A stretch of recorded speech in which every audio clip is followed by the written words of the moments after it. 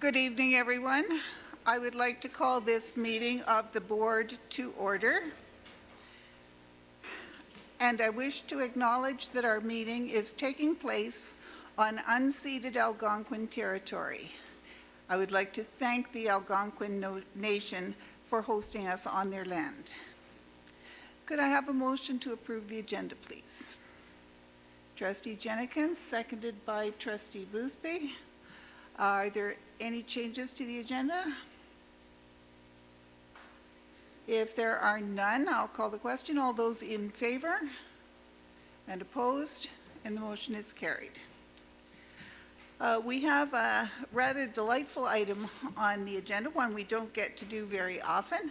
Item number 3, I would like to invite Trustee Fisher to join me as we celebrate his 10 years of service with the board.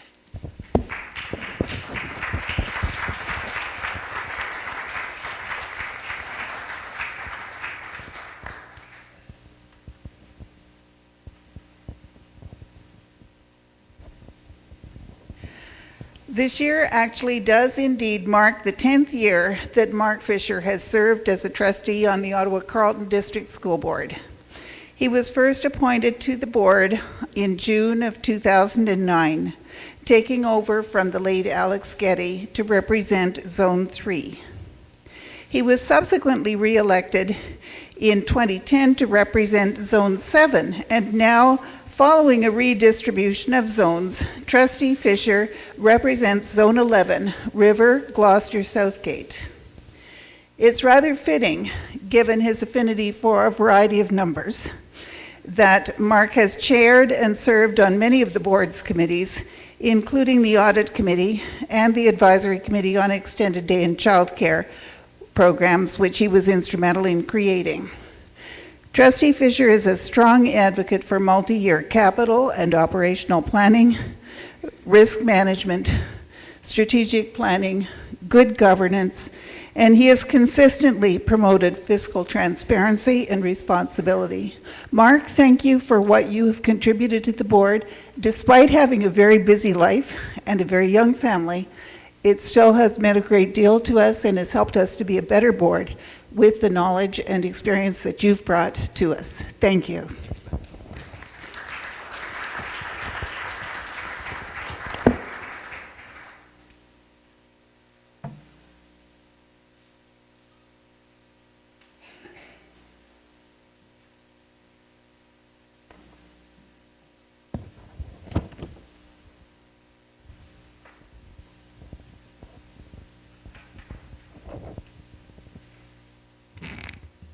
At this point, I would like to invite Vice Chair Bronovan and Chair Scott to the front to recognize Chair Scott's 25 years of service with the school board.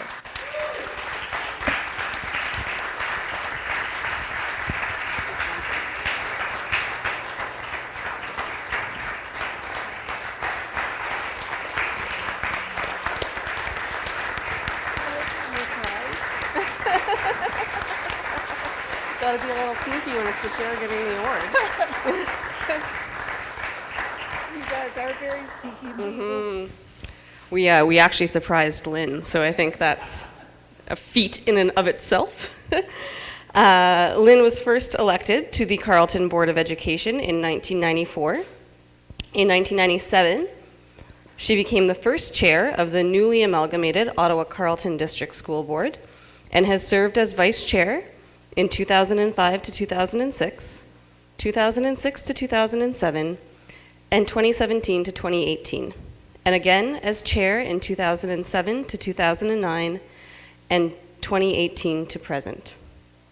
In her time as a trustee, Lynn has served on or led all of the board's major committees and has played a significant role in initiatives to improve program delivery for all students. Trustee Scott represents a large geographic area encompassing the City of Ottawa's municipal wards of West Carleton March, Stittsville, and Rideau Goulburn. She has fought very hard to ensure that rural and suburban students receive similar service levels as their urban counterparts. Lynn has a passion for good governance and strategic planning. is a committed lifelong learner, is always up to date on the latest research, and believes strongly in evidence-based decision-making. Her commitment to both students and staff and their success and well-being is evident in everything she does.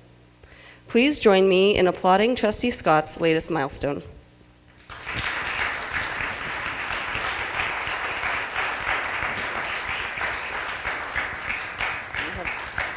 We got a thing. We're going to give you a thing.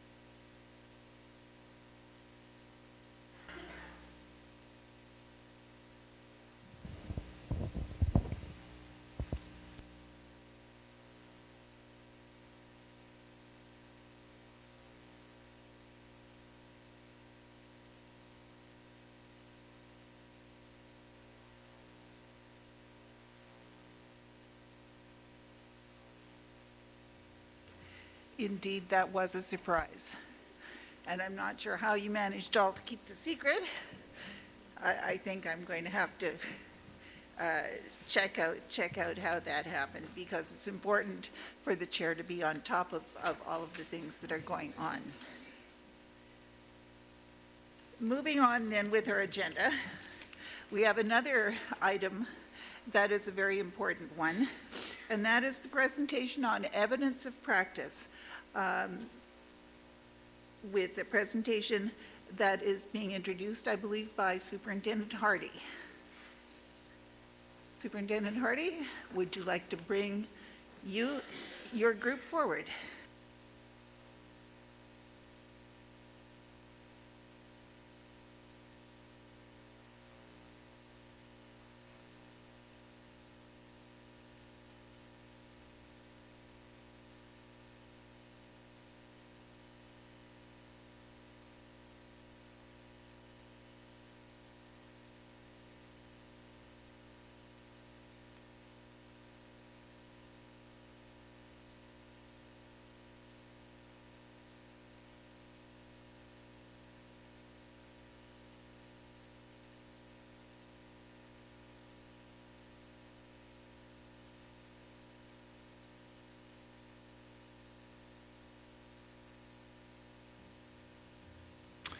Through you, Madam Chair, I have a great pleasure this evening to introduce the team from West Carleton Secondary School. To my right, we have teacher and department head Steve Amell, and beside him we have grade 12 student Neil Party and also Sophia Ramatar. West Carleton will be presenting under the pillar of innovation. One of the things that's really unique about the program at West Carleton is that students in the computer engineering program are actually able to work with both hardware and software, which is quite interesting. So I'll pass it over to Steve to talk about what that looks like. Good evening, everybody. I am very happy to be able to share some of the neat things we're doing at West Carleton. Like Mr. Hardy said, my name is Steve Amell, and I'm a computer science, computer engineering teacher at West Carleton. So originally, our project began when trying to come up with a nice industry connection for our ICT schism at the school. So we partnered with a company called DA Integrated, who is an integrated circuit creator and printed circuit board manufacturing company. So it started with a field trip, and we were trying to think about different ways to make the field trip be more exciting than just a tour and a career panel. So we actually worked out a project we would do together. So as well as the tour and great career panel that the kids got to interact with the employees and ask them questions, they also launched a project. And so the original project was what we called a whack-a-mole circuit board. So the students actually had the chance to design, build, and plan an actual circuit board that was going to be fabricated. So the advantage to this is that it was actually an opportunity for them to be able to build something real, and it was extra interesting because the company themselves that they went and visited introduced and launched the whole project for them.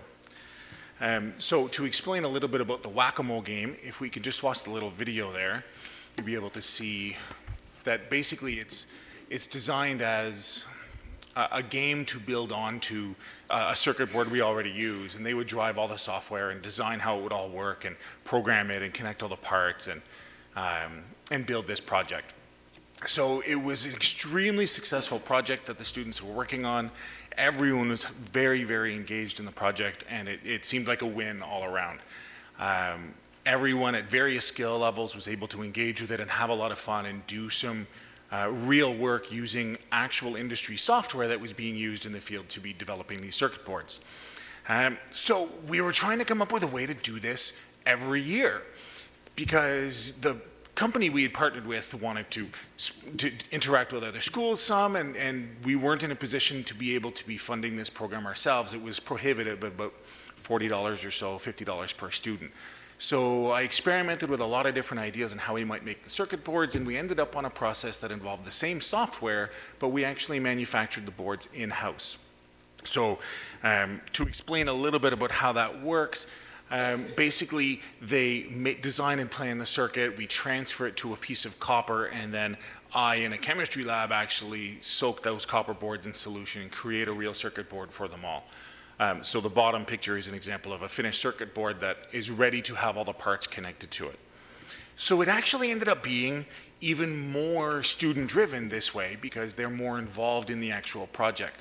Originally, they simply sent away their circuit board after designing it and then received a fabricated board, and now they're more involved in the process of learning how to actually fabricate this board, drilling out all the holes and connecting all their parts to it, and then going ahead and programming it.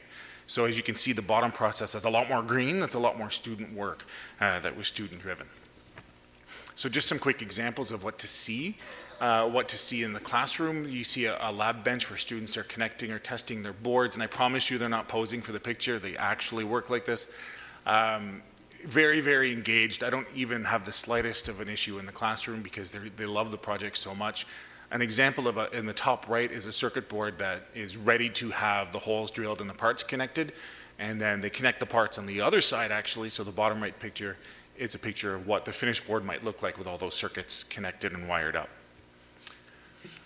We still like the idea of formal fabrication, but we save it for group work. So the more we have a tangible, actual, real project for them to do, the better. So in the little video you can see, go ahead, thanks. Sorry. Nope, the video. We'll get there together. Okay.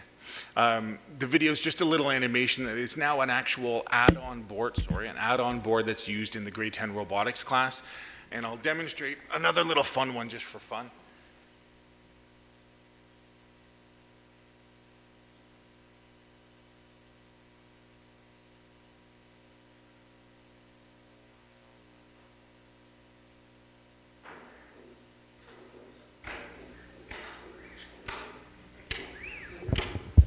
So they built this, it's called a useless box, and it's just entertainment, but they had to build a whole circuit board, and then they had to drive and control, and, oh, I messed it up.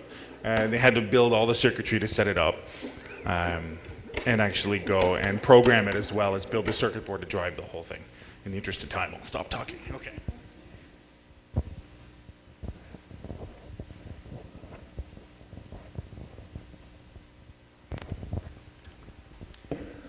So, Mr. Hardy asked me a very good question. He says, how would other schools follow suit if they wanted to implement something like this? And in the end, after we experimented and found a good solution, it turned out to be a manageable thing that other schools might implement. About $1,500 worth of parts to an existing computer engineering program would probably be about the total investment to bring the cost down to less than $10 a student instead of the $40 we were seeing before. So there you can see some of the parts on the slide. There's a laminator and there's an etching tank and some other pieces that are involved. But in the end, it was a really great process that lets us turn them around a lot faster. We don't have a 2 or 3 week delay time either. So also, two students, oh, sorry, the slide's not advancing. There we go. Two students have come with me, so I'd like to introduce you to them so that you can hear their perspective. So Sophia Ramatar. Hi, my name is Sophia Ramatar, and I'm a grade 12 student in the engineering course. Initially, when entering the course in grade 11, I didn't fully know what to expect, and I was simply taking it out of a slight interest in technology. However, I realized my passion for engineering through this course, and have decided to pursue software engineering because of it. So as the course in grade 11 progressed specifically, we designed circuit boards, we learned about how they work and how to program them to perform specific tasks. My favorite part of this course is that it provides an opportunity for all students interested to learn about STEM and the basic skills and techniques we can apply later on in the future. As well, we're allowed to independently explore topics that specifically interest us and apply concepts that we learn in the course to these topics to see them come true. As well, it is a project-based course, so there's a lot of room for working at your own pace and doing things how you feel suit you best. And I would finally like to say that computer engineering is a great course that has provided me with a lot of opportunities that no other courses offer, and I'm very grateful to have the opportunity to take the course. Thank you, Sophia, and as well, Neil Party.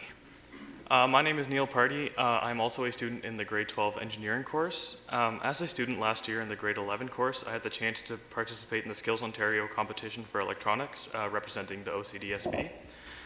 Concepts learned in the computer engineering class related directly to the competition.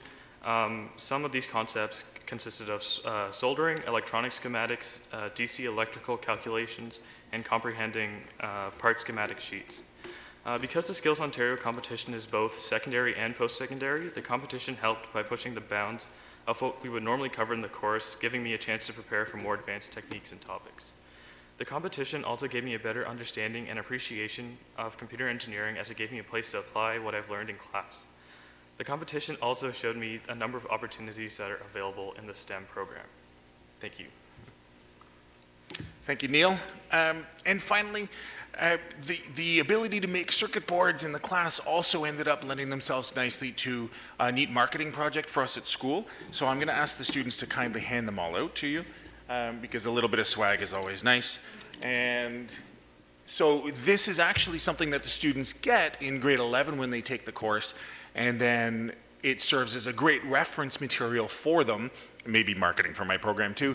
And then in grade 12, they solder them and actually put the remaining parts on it. And it's a great takeaway and something else that they can see. So I'd like to thank you all very much for hearing our presentation today. It was a really nice opportunity to be able to share that with you.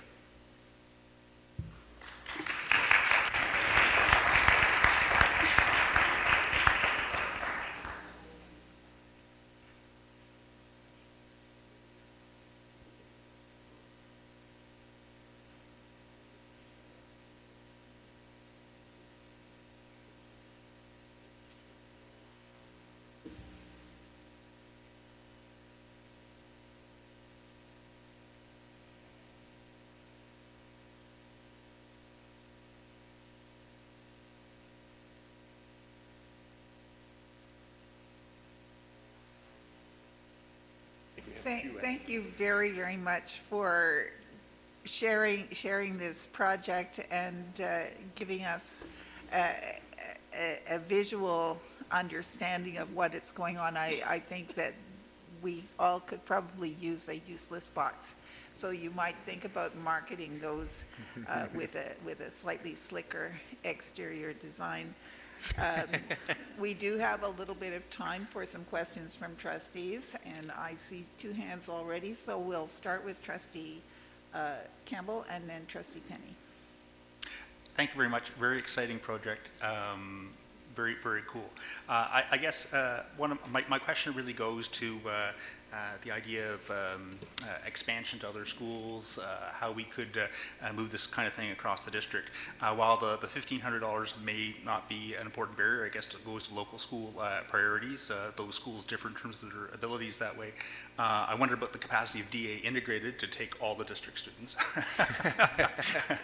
So I guess my question goes to whether it's this specific kind of project or others, do you feel as if you have the forums or the venues or the means to be able to promote this kind of thing, this kind of third-party relationship development, whether this be this specific thing or not, amongst other teachers, administrators across the district?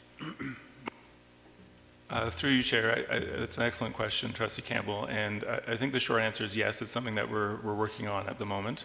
I'll keep my answer brief at the moment, but certainly this is a major area of focus for innovation and adolescent learning, and we're taking a multifold approach to that. It's important that we build networks of innovation across the board, and we're starting to do that with networking events, with a blog, a podcast, some social media, and that sort of thing. I'd be happy to share more information with trustees at another time where I could go into more detail about what that looks like. Thank you. Trustee Penny. Thank you very much, Madam Chair, and also very, very exciting presentation. And I'd just like to ask Sophia and Neil a question, and that is, what is your favorite programming language, and does this program inspire you to pursue a career in the computer or software field in the future? Yes, it has. Specifically, this course made me realize my passion for software engineering, and my favorite language, probably Python right now. Yeah. I think overall the course has inspired a large number of students. I think about 75% of my class have mentioned to me that they are pursuing technology further than high school. Personally, this course has really helped me with my knowledge about STEM and especially computer engineering. My future, I would like to go into robotics, so this ties in very nicely. And currently, my favorite programming language, I would say, is C.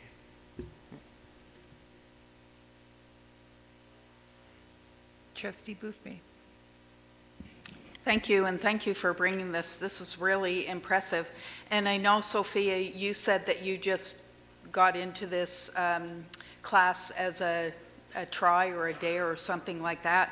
I'm wondering, how are we promoting it, other than we have two fine ambassadors here, and are we finding that capacity is a problem now?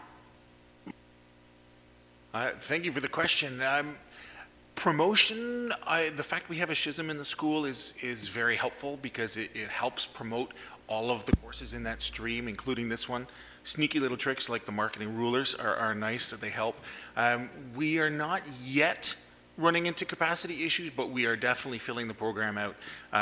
We are now overflowed into two adjacent rooms and are playing the game where we start having to adjust our schedules in order to make it still work. I think there's always room to explore new things and to go new places, but I think we're just at the cusp of what the school can handle so far.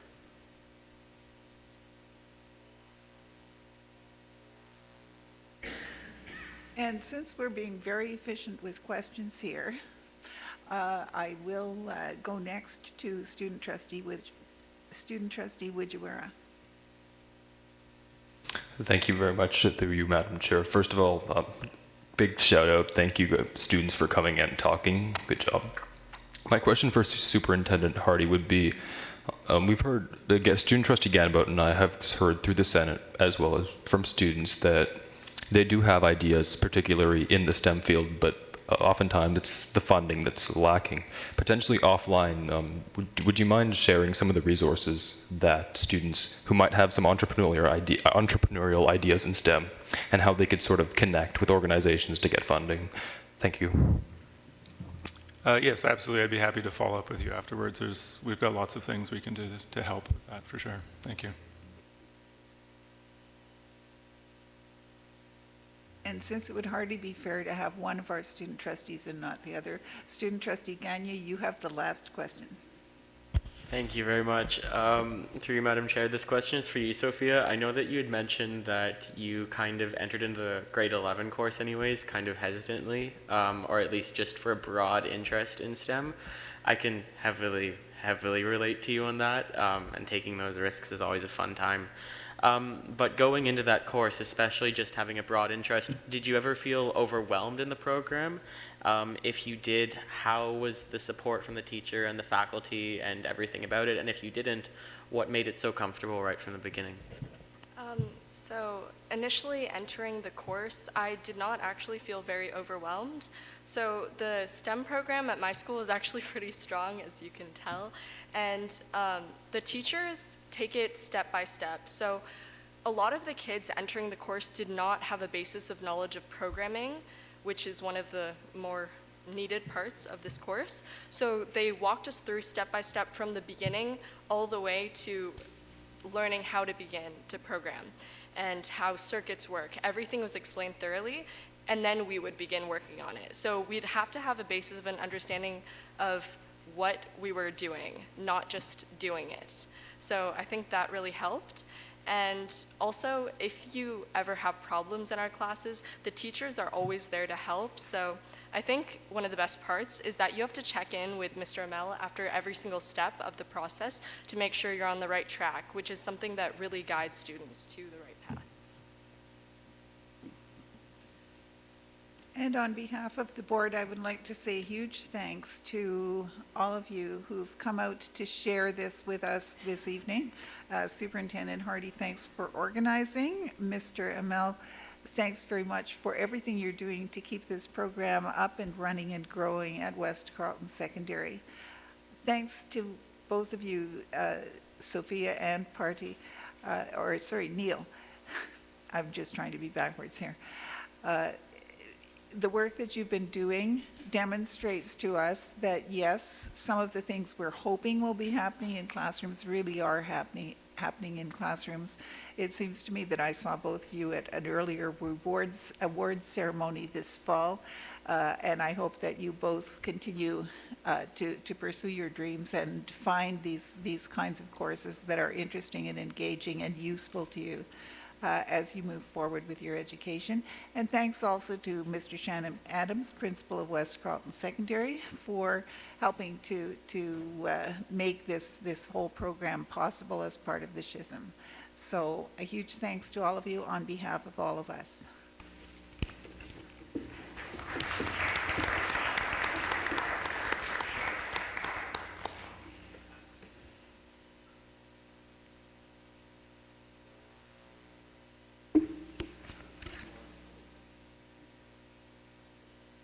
I wasn't fooling about maybe marketing the useless box. Just think of what a great Christmas gift it would make for the people who you don't know what to get.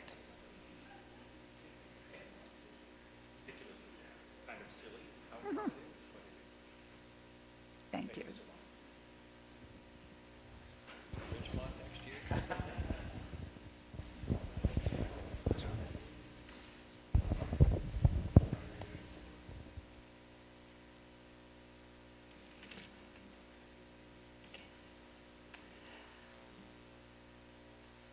Moving on with our agenda then, briefing from the chair of the board this evening.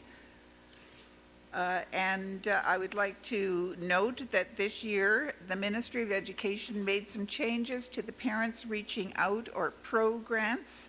The school council PRO grant application process has been discontinued, and instead the OCDSB received approximately $40,000 in program funding for 2019-2020, all of which must be spent by the 30th of June 2020. The district, in collaboration with its Parent Involvement Committee, is seeking parental input about how to allocate those funds. A survey is being sent to school councils, and it's also available on our website. So we invite parents to submit their thoughts by Monday, the 2nd of December, 2019, and we will come to a decision in due course. Secondly, all students attending school in Ontario are required to be vaccinated against 9 diseases or have a valid exemption. Parents and guardians are responsible for ensuring their children's vaccine records are kept up to date. Ottawa Public Health requires proof that children have received proper immunization. They have begun sending letters home to notify parents to update vaccine records as of December 20th. Ottawa Public Health has the authority to suspend students for whom OPH does not have a record of immunization. So I hope that all parents will indeed check that their students' vaccinations are up to date and on file in the appropriate place. And that's all my report for this evening.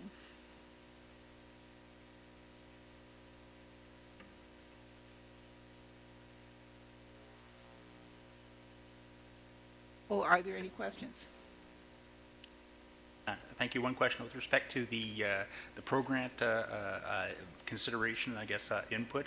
My concern has always been with respect to those schools that don't actually have an organized school council or effectively don't have organized parent representation. Will the concerns, the natural concerns of those schools be taken into account in this process as well? I'm seeing nods from our staff, so I expect they will. And no, by the way, I did not totally forget that we do have a report from board in camera, but we'll deal with it after the director's briefing. And is there another question on my briefing? Trustee Lyra? Not so much a question as a general disappointment in the ease with which you can get an exemption for vaccines. And we talked about this last year, and we found that we as a board don't have the ability to do anything about that. But I just wanted to restate that I am disappointed. Thank you for that. And moving on then to the director's briefing. Thank you, and through you, Madam Chair.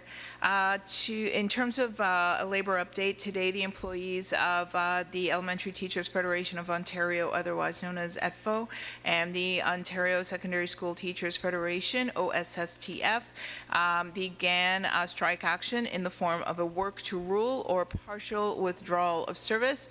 Both ETFO and OSSTF have indicated that this state of strike action is in relation to administrative duties. All classroom activities, extracurricular programs, and extended day programs will continue as usual. We will continue to inform parents and the community as updates become available, and further information can be found on our website. Starting today until December the 13th, parents and students will be sent the 2019 student survey. Surveys will be emailed to parents and families to complete for children from kindergarten to grade 6. Students in grades 7 through 12 can complete their own survey. The voluntary and confidential survey will explore issues of identities, race, ethnicity, creed, language, sexual orientation, and gender identity, along with questions regarding well-being, engagement, and whether students feel safe at school. This information will help us to better understand the needs of students. Families and students are encouraged to fill out the survey. And that's my report. And are there any questions for the director? If there are none, I would like to call upon Vice Chair Bronovan to bring us the report from board in camera. The board met in camera this evening and reports and recommends as follows. On a motion by Trustee Boothby, which I will second, that the staff proceed as directed in board in camera with respect to a human resource item. Thank you for that. The motion was discussed in camera and debated there. So I will call the question on that as a recorded vote. All those in favor? Trustee Scott, Trustee Boothby, Trustee Blackburn, Trustee Huff, Trustee Campbell, Trustee Ellis, Trustee Jenikins, Trustee Penny, Trustee Lyra Evans, Trustee Bronovan, Trustee Fisher. And opposed? I believe that was carried unanimously. Vice Chair Bronovan, anything further? That concludes my report. Thank you very much. And now that brings us to delegations, and we have one delegation this evening. The submission is at page 6 in your agenda package. I'd like to invite Jen Duack from the Ottawa Coalition to End Violence Against Women to come forward to present regarding dress code. Please take a seat anywhere in the table in front of you. And you have 4 minutes for your delegation, after which there will be questions from up to 3 trustees. And when you're ready to begin, just push the red button by the microphone and start. When you're ready, the timer on the wall behind me will give you an idea of where you are and how much time you have left. You good?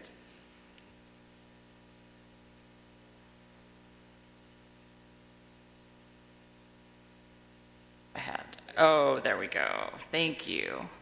Thank you very much. So yeah, I'm coming on behalf of Octiva. I'm also the parent of 2 children, one in grade 2 and one in grade 8.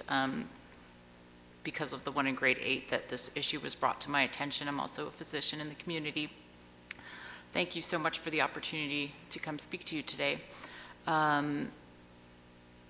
Octiva asked me to share a letter with you that I wrote last year to my son's school on the issue of dress code, or what the kids were calling dress coding, which seemed to be happening with an alarming frequency there.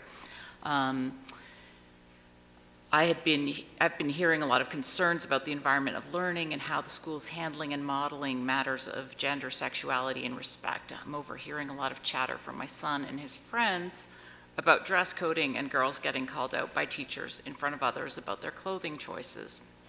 This is indirect information, but it's already kind of come up more than once. Can this really be a thing at Glashan? A few conversations with other parents and students reveals that it's definitely a thing at Glashan. I've worked very hard to teach my son about respect and consent from the time he was a toddler. I did not expect that his school would tell him that the bodies of his classmates are targets for public commentary, evaluation, and shame. Quite simply, it's not okay, and by not okay, I mean that it would be illegal in any other context for a teacher to sexualize a student. So for example, comments like, "I can see your bra strap," "raise your arms and let's see if I can see your midriff," are deeply humiliating, disrespectful, and damaging to the student being singled out, but also teaches other students that the policing of girls' bodies, essentially sexual harassment, is part and parcel of coming of age. So this is a conversation that was ongoing last year. I think a lot of changes have been made at that school, which I'm really pleased about. I felt that it was an introduction to a sort of rape culture environment that was really sort of given a kind of officialness by the school. We'd like to recommend, Octiva would like to recommend a policy that, or we'd like to underscore that this policy teaches that girls, that what they look like is more important than what they're thinking, that it could be used as a tool to punish people who are already marginalized, so including racialized groups, trans students, and that there have been studies that have shown that this has been used in a punitive way among racialized populations. When I spoke with my son about it, he said, you know, it seems like it's used a lot. Like there's a huge difference in who's targeted, right? Like girls who develop early are targeted a lot more than others. So people who are already sexualized at a very young age by society at large are being targeted within their school, even in an indirect and perhaps an inadvertent way by their teachers or staff at school. So we would ask that in this consultation process that student leaders or students in general be consulted, GSAs, feminist collectives, and other groups in the community engaged in sexual violence awareness, groups such as Planned Parenthood, groups that integrate an intersectional analysis to prevent the marginalization of girls, gender diverse people, Indigenous and other student populations. Could you please summarize now to conclude? I think there's a really nice paragraph at the end looking at a positive model put forward by a school in Oregon. And I'd recommend reading up on that as a potential for one model of one way that it's been done nicely. Thank you so much. Thank you very much for providing us with the whole of your thoughtful letter. We do have at least one question. Trustee Lyra, to begin. So you mentioned the words rape culture, and I know what that means, and you know what that means, but could you share it with the table in the record, what that means?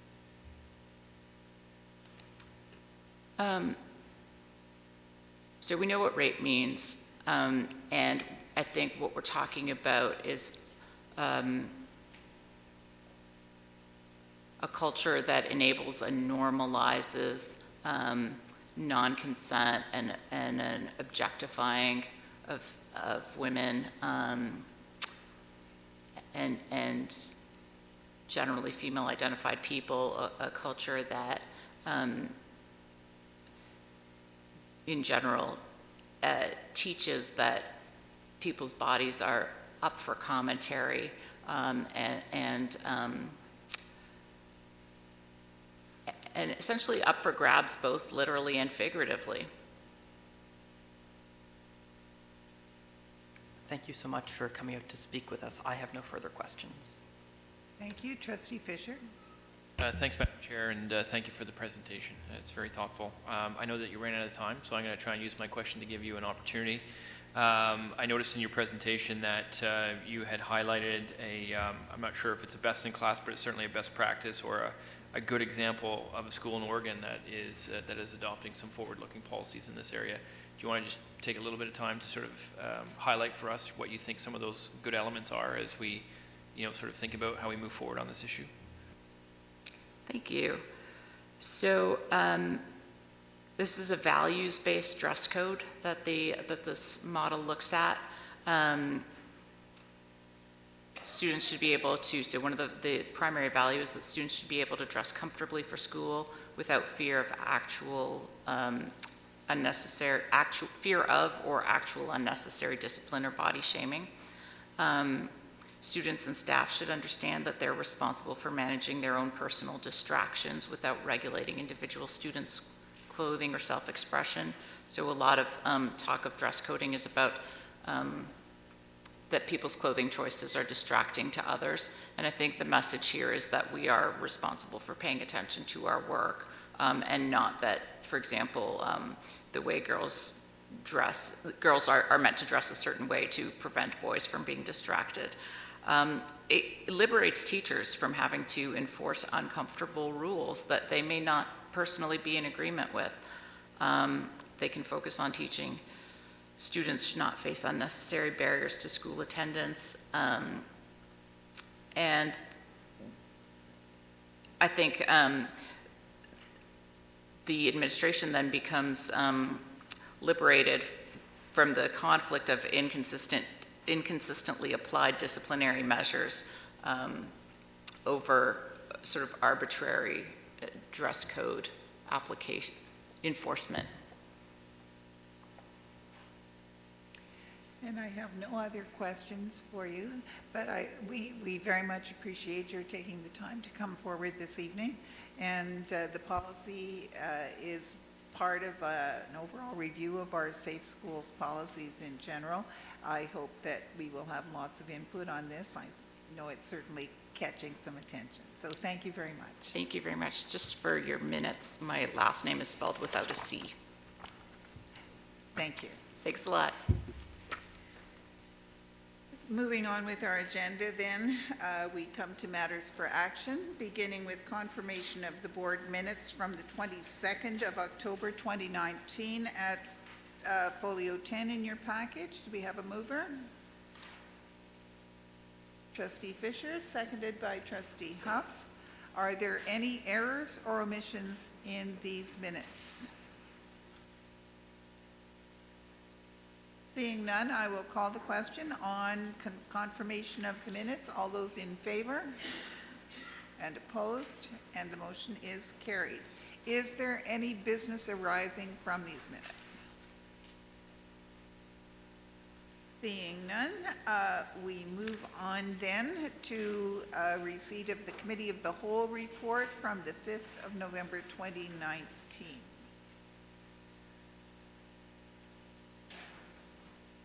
I would like to move receipt. Thank you, Vice Chair Bronovan.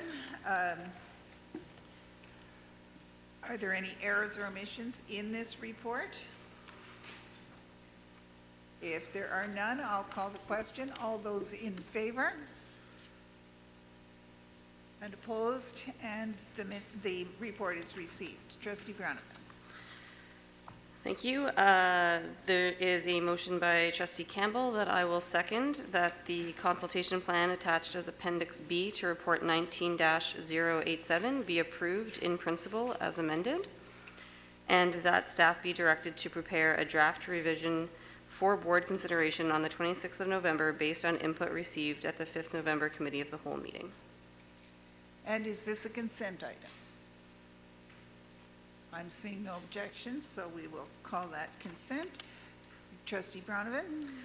There's a motion by Trustee Boothby that board affirm that a pupil accommodation review under board policy P.118.PLG is not required for this study, and that board approve the timeline and consultation plan attached as Appendix B and C to Report 19-105 in order to consult with local school communities and the public. And is this a consent item? And again, I see no objection. And finally, Trustee Bronovan?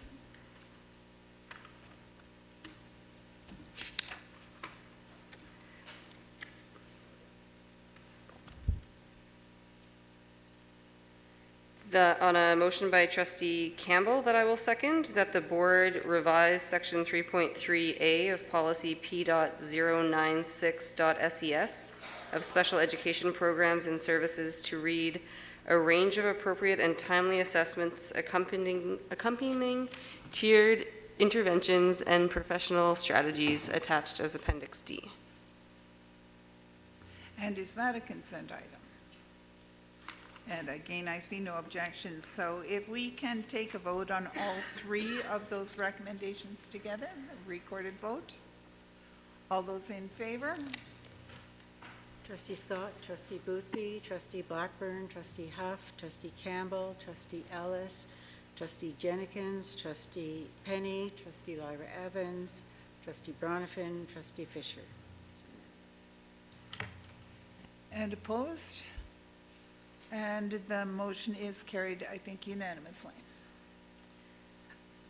Moving on then to receipt of the Committee of the Whole report from the 19th of November 2019. Vice Chair Bronovan? I would like to move receipt. And is there a seconder for receipt? Trustee Penny? Are there any errors or omissions? Then I will... Let's call the question, if, or was that the beginning of an error? Okay, so I'll call the question on receipt. All those in favor? And opposed? Trustee Bronovan. Okay. On a motion by Trustee Campbell that I will second, that the board approve the proposed in-year increase to staffing, 25.0 full-time equivalent educational assistants and 1.0 full-time equivalent itinerant teacher, effective immediately to support students with autism spectrum disorders and developmental disabilities. And is this a consent item? I see no objection. Trustee Bronovan. On a motion by Trustee Blackburn that I will second, that the draft policy P.141.gov Integrity Commissioner attached as Appendix A to Report 19-115 be approved as amended. And is this a consent item? Trustee Campbell? Quite possibly, Madam Chair. I'm not sure whether the most recent text that staff are suggesting is reflected in what we have here, or? I believe not. We have the text ready and on the screen, but we've not shared that text with the entire board. We hadn't heard back about the So I possibility take of it the you amendment. don't want this to be a consent item. So that moves to Trustee Bronovan? On a motion by Trustee Schwartz that I will second, that the revisions to P.025, is that the one I just read? No. I'm sorry, I feel like I lost my place. Did I read this one already? Or No, you didn't. P.025.gov, board member conflict of interest. attached as Appendix A to Report 19-051 be approved. And we will need a substitute mover because Trustee Schwartz is absent. Trustee Blackburn. And is this a consent item? And I'm seeing nods around the table. And finally, On a motion by Trustee Blackburn that I will second, that staff be directed to commence the activities outlined in Policy P.105.CUR and Procedure PR.627.CUR, changes to programs and program delivery structures at secondary schools with a view to phasing out of the high-performance athlete program at John McCrae Secondary School commencing in September 2021. and I note that we do have some supplemental information that has been provided to us by memo on our desks this evening. However, I will ask, is this a consent item? And I see no objection. So, Trustee Lyra is objecting. So that will move down as well as non-consent. So on the two motions that are consent, the approval of the staffing increase to support students with autism spectrum disorders and developmental disabilities, and the approval of revisions to P.025.gov, board member conflict of interest. I will call the question. All those in, Trustee Ellis? I'd like separate votes for those two. Okay, so we can deal with those separately. So first on the staffing increase to support students. All those in favor?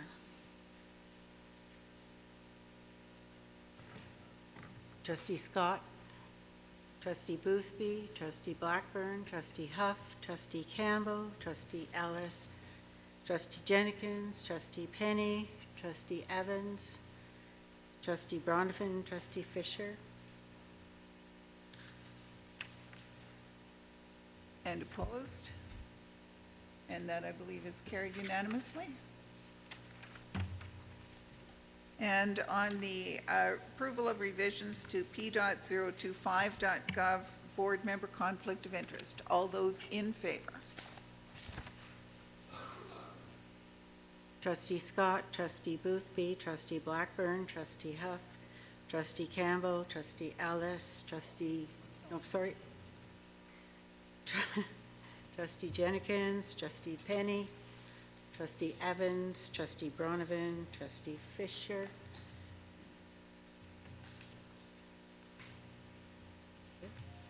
And opposed? Trustee Ellis. And abstentions? None. So the motion is carried. I believe that's 10 in favor and 1 opposed. So this brings us to the non-consent items, of which we have 2, beginning with item B at folio 132 in your package, approval of policy P.141.gov, integrity commissioner. Madam Chair, just before we begin that item so that we can prepare for the next item, there was some supplemental information on the John McCrae Secondary School, and I'm just looking to the board services staff to see if trustees got that today. Yes? Maybe it came from the Susan. Desk dropped before the meeting. Can we get a copy of that for the director and associate director? Is there an extra? Samantha has one. My apologies, just wanted to make sure we were ready for the next item. There was a follow-up question there was an outstanding question at the last meeting on the Integrity Commissioner policy, and specifically about the applicability of the policy to student trustees. And staff did provide a supplemental memo, which is on folio 132 in your package. We also confirmed this information with legal counsel, and they agreed. And as a result of that, we did speak with Trustee Campbell earlier this week, or today maybe, to talk about a possible amendment based on the question that was asked. And I believe that amendment is on the screen. Now we lost the manager who has the information. What's on the screen is actually not the right motion.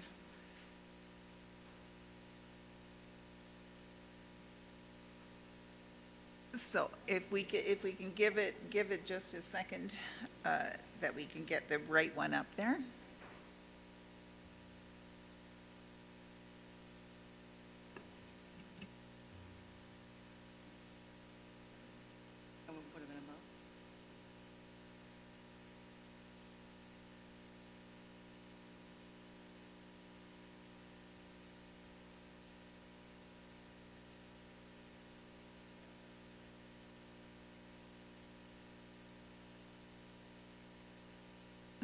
So before we get started on this, we're sort of a little bit out of order here. But as the mover of record, I believe Trustee Blackburn, I believe you're the mover of record of the motion. Would you like to introduce the motion? Not the amendment, just the motion. I believe we debated the motion. I don't think we require further introduction. Thank you. I would like to look to speakers on the motion. Trustee Campbell. Thank you, Madam Chair. So one of the, I guess, questions after the meeting on reflecting further on the draft policy I had was with respect to the existing, my folio 125, the existing 3.6, which effectively sets out a list of things that the Integrity Commissioner is not permitted to investigate, sort of a negative list. So, of course, with a negative list, you can never really cover all possible negative things. As well in the role description, it was clear, however, that with respect to these acts listed on 3.6, the Integrity Commissioner could, however, advise or brief. If not investigate, make inquiries. So I was suggesting that perhaps some of the text could be moved into 3.6 to provide a bit of a better picture. That was my advice or suggestion to staff to consider. My understanding is staff discussed and they came forward with the text before us here, which I was made aware of recently. I'm only just myself. Socializing myself with, but I guess okay, a new section 3.6 be added. Okay, it had said 3.5. That was my first question: is what exactly was being proposed here? Okay, so do I take it through you, Madam Chair, that what our staff are suggesting is that if we wanted to amend or improve in a similar fashion, that the existing 3.6 be replaced with this, or that this whole new section be added? I'm not really quite sure, I guess, what staff are proposing. Through you, Madam Chair. I guess the challenge is staff was responding to the request and was not entirely clear of the mover's intent. So when we spoke with legal counsel about the concerns raised at the meeting, this was the information put forward. And we asked for that to be drafted. And so it was drafted as a suggested revision to Article 3.6. And so you could do that as a replacement to what is the current 3.6 on FOIA 125. if I may, through you then, Madam Chair, is there elsewhere in the policy that it is clear, without perhaps necessarily seeking to agonizingly list out all possible legislation the Integrity Commissioner cannot comment on, that it is nevertheless clear that the Integrity Commissioner has to effectively stick to their knitting with respect to a very tight legislative focus? Is that elsewhere, perhaps, if we were to do this replacement?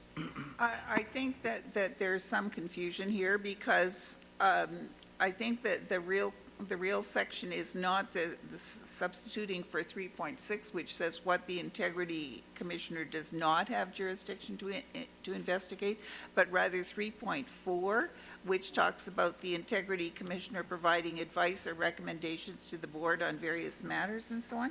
So if possible, I think I would like to call a very brief recess just to make sure we're clear about what we're trying to do here, because I think there is some confusion with the section numbers and the content of the various pieces of policy. So a 5-minute recess to sort this out.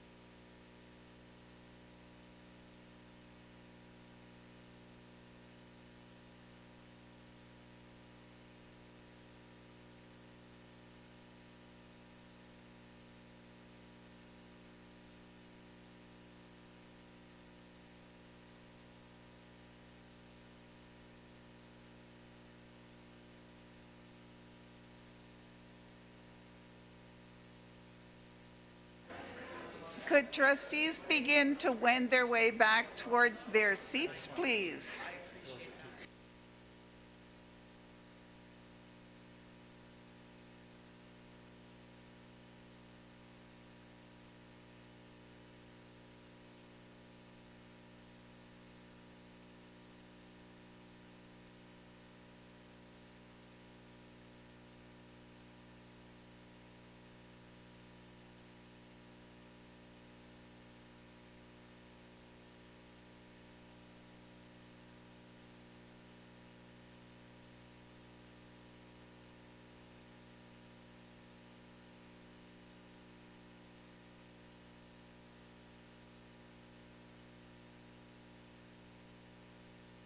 Could trustees please take their seats? So I would like to have quorum sitting at the table before I call us back to order.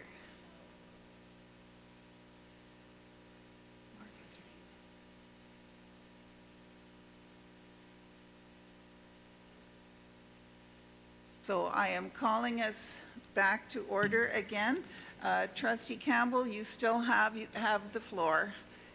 Thank you, Madam Chair. I appreciate the interlude, being able to discuss things with staff, and I believe some other members present had some other matters they wanted to raise themselves with respect to the policy. The proposed 3.6 may be quite advisable in its own right, and I think perhaps people should consider it. However, I don't consider that it addressed my I think at the end of the day, relatively modest concern with the existing 3.6. I'd like 3.6 to make it clear, that though the Integrity Commissioner may not have jurisdiction to investigate and make inquiries into complaints that are related to blah, blah, blah, blah, blah, they can advise with respect to blah, blah, blah, blah, blah, and that is actually had been set out in the companion role description. So I think we need that positive permissive element to be included here very explicitly. So that's my suggestion around that. I think that people might want to consider 3.6, and my understanding is that some other members present were concerned perhaps around the wording and references to trustees, various types. So given that this maybe requires some work, my understanding is this is not terribly time sensitive, though I know we do want to expedite it out of our inbox. Nevertheless, in interest of the meeting, given that we have a budget meeting coming up, what I'd like to suggest is that we refer this back to staff to bring forward to us at a future point. So we have a motion to refer back to staff for those particular purposes to revisit the best positioning of that section and to make sure that the new definition, if it's incorporated, would be consistent with the wording throughout the rest of the policy. So do we have a seconder for that? Trustee Boothby will second that. On the referral, only debate is as to time and place, and you were not specific, but... At the earliest reasonable opportunity. At the earliest reasonable opportunity, which could be as early as December, but it also could be January. So, discussion on the motion to refer? If there's none, I'll call the question then on the motion to refer back to staff. All those in favor? And opposed? And that motion is carried. So thank you very much to staff for the work that you've already done on putting this together, but I think it's important that we are very clear indeed in this policy as we proceed. Second item that was non-consent is the approval of commencement of activities with a view to phase out the high performance athletes program at John McCrae Secondary School. Trustee Blackburn, would you like to introduce? And I will note as well that we do have some additional information here from staff. I don't know whether staff wish to speak to it or not. Thank you, Madam Chair. Through you, I think we had a sufficient debate the first time we debated this, so I have no further introduction. Discussion on the motion then? Trustee Lyra? Can we get a staff comment on what was brought before us this evening? Thank you, Madam Chair, and I'll call on AD Reynolds to bring comment as Superintendent Lehman is not possible. Thank you, through you, Madam Chair, on behalf of Superintendent Lehman, who sends his regrets for this evening in response to requests for more information on how these types of programs are handled throughout the province. He and his team put together this summary, having reached out to a number of districts, and these are the ones we were able to get more information on. You can see there are a variety of approaches across the province, ranging from districts running very intensive programs in one or two locations to districts that take the approach of accommodating all students pursuing this type of training and competition pathway in any secondary school. Just wanted to make sure that the board was provided with an idea of how support for these student athletes might appear. Is it correct that we have poached 23 students from the Ottawa Catholic School Board based on the thing that was handed out today on page 4?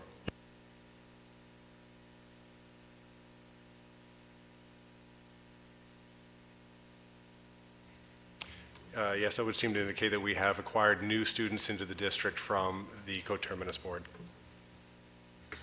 My understanding is that every new student brings in $13,000 in change in grants for student needs money. Is that correct? Approximately, yes. The GS, the grant for is approximately $13,000. So my thoughts on this are twofold.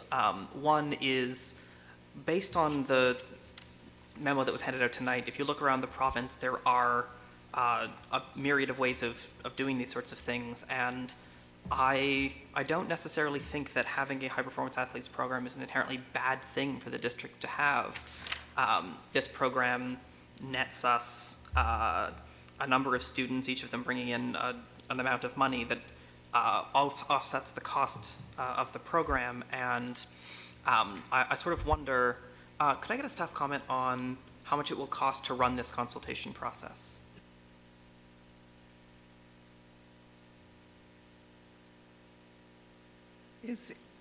Madam Director?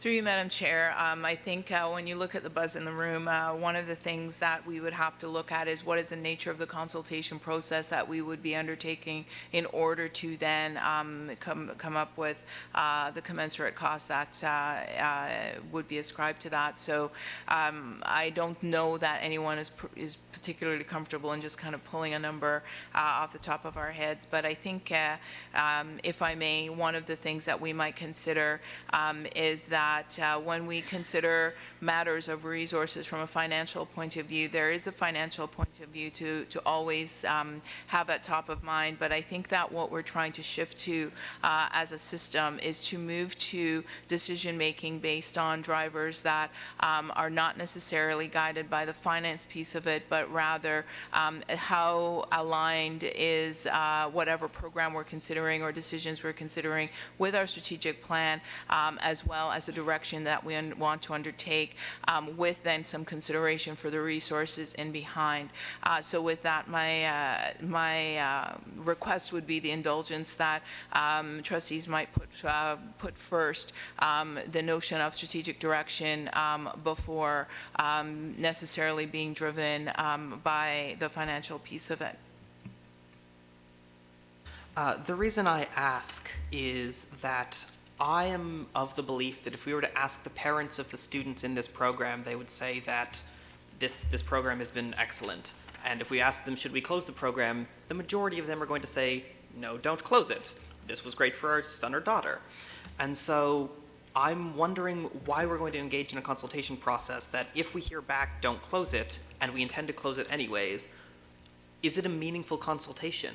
And that's not a question that I think that I'm going to be happy with the answer with, because I can't see us engaging in a meaningful consultation by saying, we would like to close this program. What do you think? The community comes back and says, don't close it, and then we say, noted, and then we close it. If the intention of this board is to close this program, why are we holding consultations? That only erodes the trust in the board, because it means that we're functionally not listening to the people that we say we're trying to listen to. It's something that I think that we as a board should have a discussion about, like meaningful consultations versus consultations for consultation's point. But I have a very limited time to speak about this, and yeah, anyways, thank you. That's all I really had to say on this. Thank you, Trustee Lara. Trustee Fisher, I have you next. And Yeah. remember, this is board, so it's 5 minutes and once. That's great. I only need 5 minutes and once.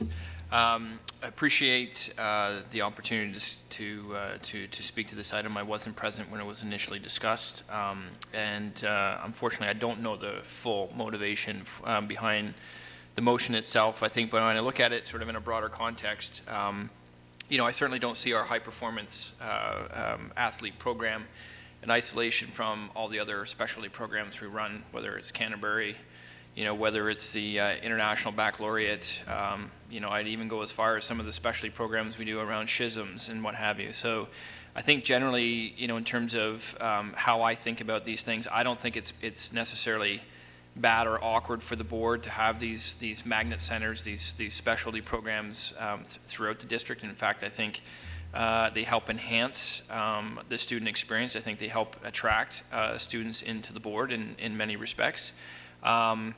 Is there room for improvement in some of these programs? Absolutely, but let's look at it in that way. So I think from my perspective, I'm certainly not in a position where I would support sort of a discussion that would lead to the cancellation of this program. Thank you. Thank you, Trustee Campbell. Alrighty, thank you very much. So interesting motion, interesting debate. Our current strategy with respect to these schools is to adopt a community schools first focus. That's declared, that's in our strategy documents right now. We could change the framework, secondary schools framework, but that's effectively what it says. And then there is provision for special programs if there's a need or business case. I think what was advanced here was that the business case for this program may have disappeared. There aren't different curriculum expectations with respect to this program. It's only a different delivery model. I guess, as I understand it from staff, this program was originally set up to enable kids who needed flexible schedules, so they could go off and compete, et cetera, et cetera, et cetera. In a sense, sort of create a center of expertise that way. But what with e-learning and the focus on all of our secondary schools being able to be agile and flexible with respect to student needs, there's perhaps no reason now why we can't expect that of all of our secondary schools. In fact, as our coterminus board does. Personally, I support the current framework direction. I think unless there's an important matter of principle or business case, I think that we should be continuing to support a communitarian as opposed to an exceptionalist focus with respect to our decision making. I think that I generally support this direction. I don't think it's about the money. I think this goes to what kind of district we want to see. If perhaps we've attracted 23 kids to this program, but perhaps across all of our other high schools, if they have weaker sports programs as a result, who knows if we lost. So I think it's a very difficult kind of math that you get into if you try and calculate that kind of thing. And I'd like to make sure that we have strong, valued sports programs at all of our high schools. Thank you. Trustee Boothby. Thank you. I voted in favor of this motion when we talked about it at board, and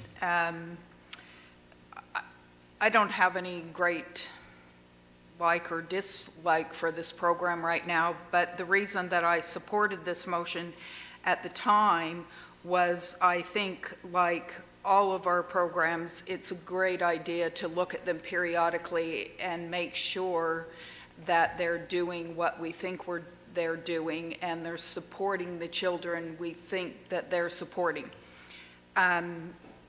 This motion says that to me, that we are going to look at the program, and I guess the part that gave me more certainty that we weren't just going to look at this and say, let's phase out the program, is that the motion specifically says phasing out the program at John McCrae. If it just said phasing out the program, I wouldn't have been in favor of the wording.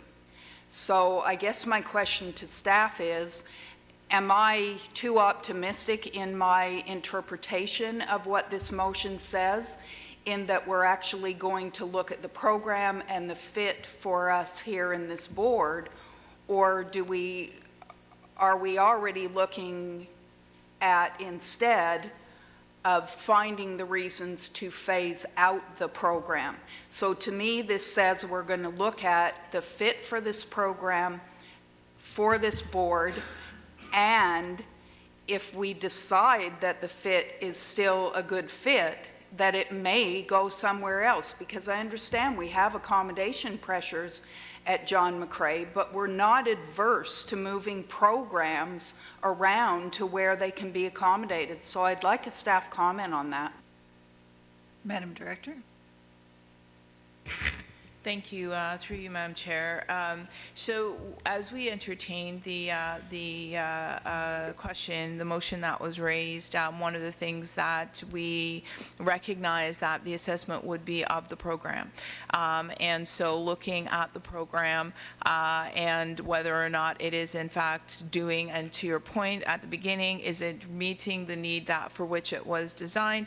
Has it changed? Should it change? Is it a program that needs to continue to be used? And I would suggest that although it wasn't necessarily a part of the granular part of the conversation, it was certainly understood that if it is that we do determine that a program is important to continue, we know that programs don't necessarily have to continue to reside in the place that they currently reside. So that is to say then that, certainly an assessment in modern day measures, and then secondly, to really assess if there is a determination that there is value that is added, should it then necessarily be in the situation where it is. So we don't have any preconceived notions of what that interrogation would reveal, but there are two possibilities that could be outcomes of such an interrogation. Okay, and thank you for that. And that was my interpretation at committee. And therefore, I am still in favor of this motion, because I would like us to investigate this program and all those things that were just said. And if it is going to go forward and it can't fit at John McCrae, then let's put it somewhere else, because we know we have capacity in some of our high schools. Trustee Penny. Thank you, Madam Chair. And I am in favor of this motion because of several reasons. I think that having in just one school is disadvantageous to students from other areas of the city. There's certainly no one in the East End really wants to travel all the West End and vice versa to attend this school, to be in this program. I think, that's really what question that we should be asking is, shall we support all of our high-performance athletes, no matter what school to go to, by accommodating their schedule? As I understand it, there's really no teams involved in any of these programs, nor are there any specialist teachers that are in charge of any of these athletes in this school. So really, is it a program, or is it just an accommodation? And if that's what it is, then why can't we have it at all our schools? So that's why I'm in favor of the motion. Trustee Ellis. Thank you. I'd just like to understand a little bit of the students in this program. So do these high performance, the students who fit the criteria, would they be, if they were at their home school, would they be participating on the school's teams, intramural and their league teams?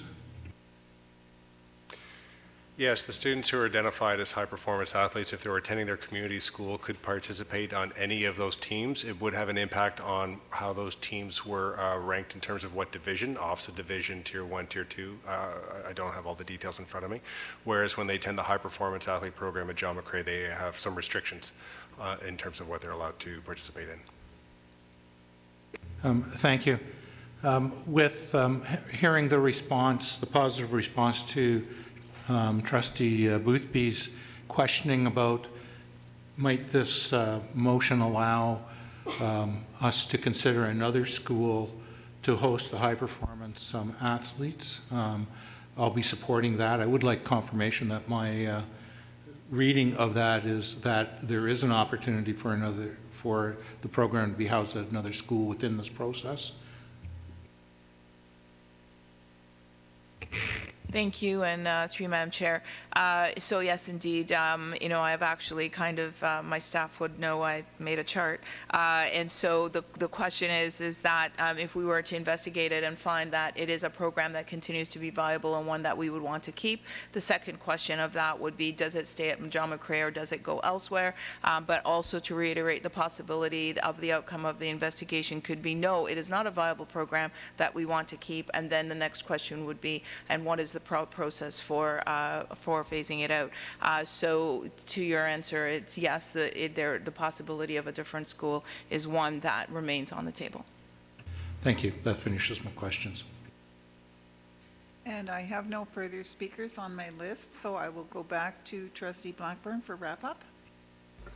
Thank you, Madam Chair, and I'd like to thank my colleagues for their questions and comments. I would say that the high-performance athlete is different than the IB program. It is different than Canterbury because those two programs are curriculum-based, where the high-performance athlete program is not. I stick to my original statement, much like Trustee Penny's argument, that high-performance athletes can and should be served and are being served right now, every day, in their community school. The program is not a program that we need. However, if the board decides it's a program that is needed and would like to move the program, that's up for the board to decide. But it's my belief that students should be in their community schools, and there's no reasons why high-performance athletes shouldn't be in their community schools and aren't in their community schools. Thank you, Madam Chair. And thank you, Trustee Blackburn. I will call the question then on the recommendation that staff be directed to commence the activities outlined in policy and procedure changes to programs and program delivery structures at secondary schools with a view to phasing out the high-performance athlete program at John McCrae Secondary School commencing in September 2021. All those in favor? Trustee Scott, Trustee Boothby, Trustee Blackburn, Trustee Huff, Trustee Campbell, Trustee Ellis, Trustee Jenikins, Trustee Penny, Trustee Lyra, no, Trustee Fisher. And opposed? Trustee Evans. And abstentions? And there are no abstentions, and the motion is carried 10 in favor, 1 opposed. So moving on then, we have an oral report from the Audit Committee. And in the absence of Trustee Schwartz, and I will call on last night's Audit Committee Acting Chair, Trustee Fisher. Thanks, Madam Chair. The Audit Committee met last evening to review the consolidated financial statements and discuss any significant financial reporting or internal controls matters prior to the approval of the consolidated financial statements. As trustee colleagues know, the consolidated financial statements include the financial positions of both OCDSB and OSTA, as well as school-generated funds held by individual schools and school councils. In this regard, the 2018-2019 actual results showed expenses of roughly $982 million, revenues totaling more than $1 billion and a surplus approaching $29.9 million. And I know that the CFO, I think as part of the budget discussion, will go into a little bit more detail about some of those figures. The accumulated surplus was a total of roughly $107 million, with roughly $42 million available on an unrestricted basis for compliance, unappropriated surplus, and roughly $65 million that is restricted and unavailable for compliance. The consolidated financial statements, which begin at, I think, page 136, have been audited by KPMG, our independent external auditors appointed by the Board of Trustees, and they were done so in accordance with Canadian generally accepted auditing standards. The auditors did highlight the board's concerns on the level of funding provided by the provincial government and its potential impact on the level of service provided to students, as well as the management and operations of the board's facilities. Overall, the audit committee was satisfied with the report, and on a motion by Eric Husband, one of our independent committee members, which I will move in his substitution, the committee recommends that the draft 2018-2019 consolidated financial statements attached as Appendix A to Report 19-101 be approved. And if there are any questions about the audit report or the financial statements, we have our auditors here who can come and answer your questions. And then with that, Madam Chair, that's my presentation. Thank you, Trustee Fisher. I just want to clarify who moved the recommendation to approve at Audit Committee last night? It was Eric Husband, who I'm moving in substitution of Eric. Okay, so you're offering to substitute, so Yeah. we will need a seconder for that. Yeah. And Trustee Penny will second. And I would like to welcome our audit representatives from KPMG, Mr. Clayton and team, as well as a number of members of our finance staff. Before we begin our debate on this, is there anything that staff or the auditors would like us to know?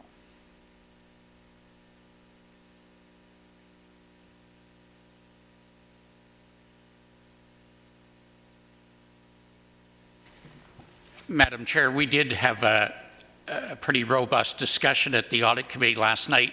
I think it's always important to point out that the consolidated financial statements include a number of adjustments, mainly which are not cash related, which result in a higher surplus than the one that we talk about on a day-to-day basis when we're dealing with the Ministry of Education. And we will see in the report that went to Audit Committee, which trustees would have seen last week, there was a breakdown of the difference between the approximate $7.5 million surplus compared to a break-even budget versus the stated surplus on the audited financial statements. Both are correct. It depends on the basis of accounting. So I just think it's important that we clarify that. And really, I think that's the main thing I wanted to say. If there are questions, we can certainly address them this evening. And we will also be discussing this as the launching point for our budget discussion later.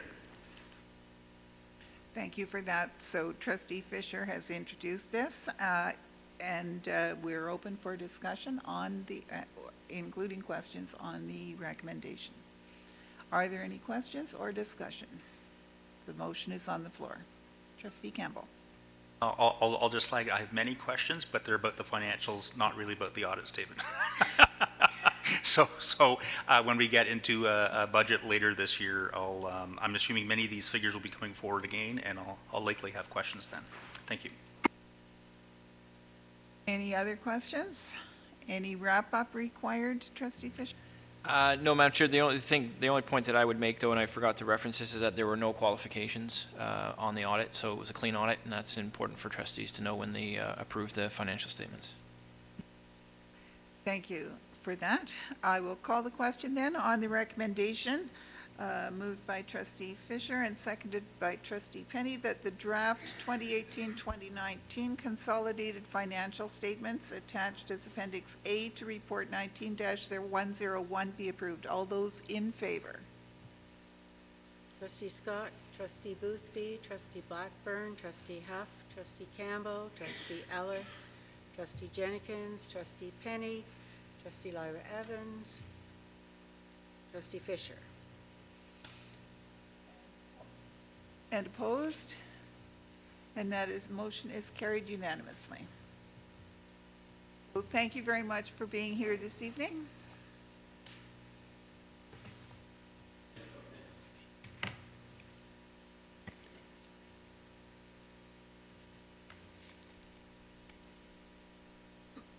Moving on then, our next report at folio 166 in your package, report 19-126, appointment of association representatives to the Special Education Advisory Committee. Madam Director. And I'd like to call on Executive Officer Giroux to speak to this report. Through you, Madam Chair. The report is before you. We've got some recommended appointments to SEAC. We have reviewed the applications and confirmed eligibility and made the recommendations for you. They are recommendations to Autism Ontario and the Learning Disabilities Association. And the recommendation is on folio 167.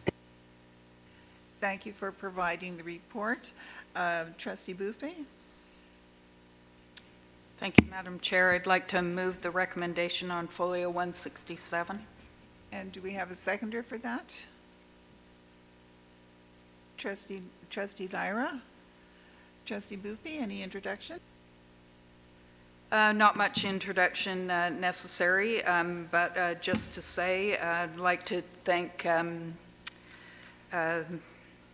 sorry, I've lost the name now, Katie from Autism for her years on SEAC, as well as LDAO has had a number of people in the last year and a half that have filled that slot, so I'm very happy to see that Dr. Maggie Mayman, who is quite well respected, has put her name forward, so I think we're going to be in a really good place with Catherine and Dr. Maggie joining SEAC.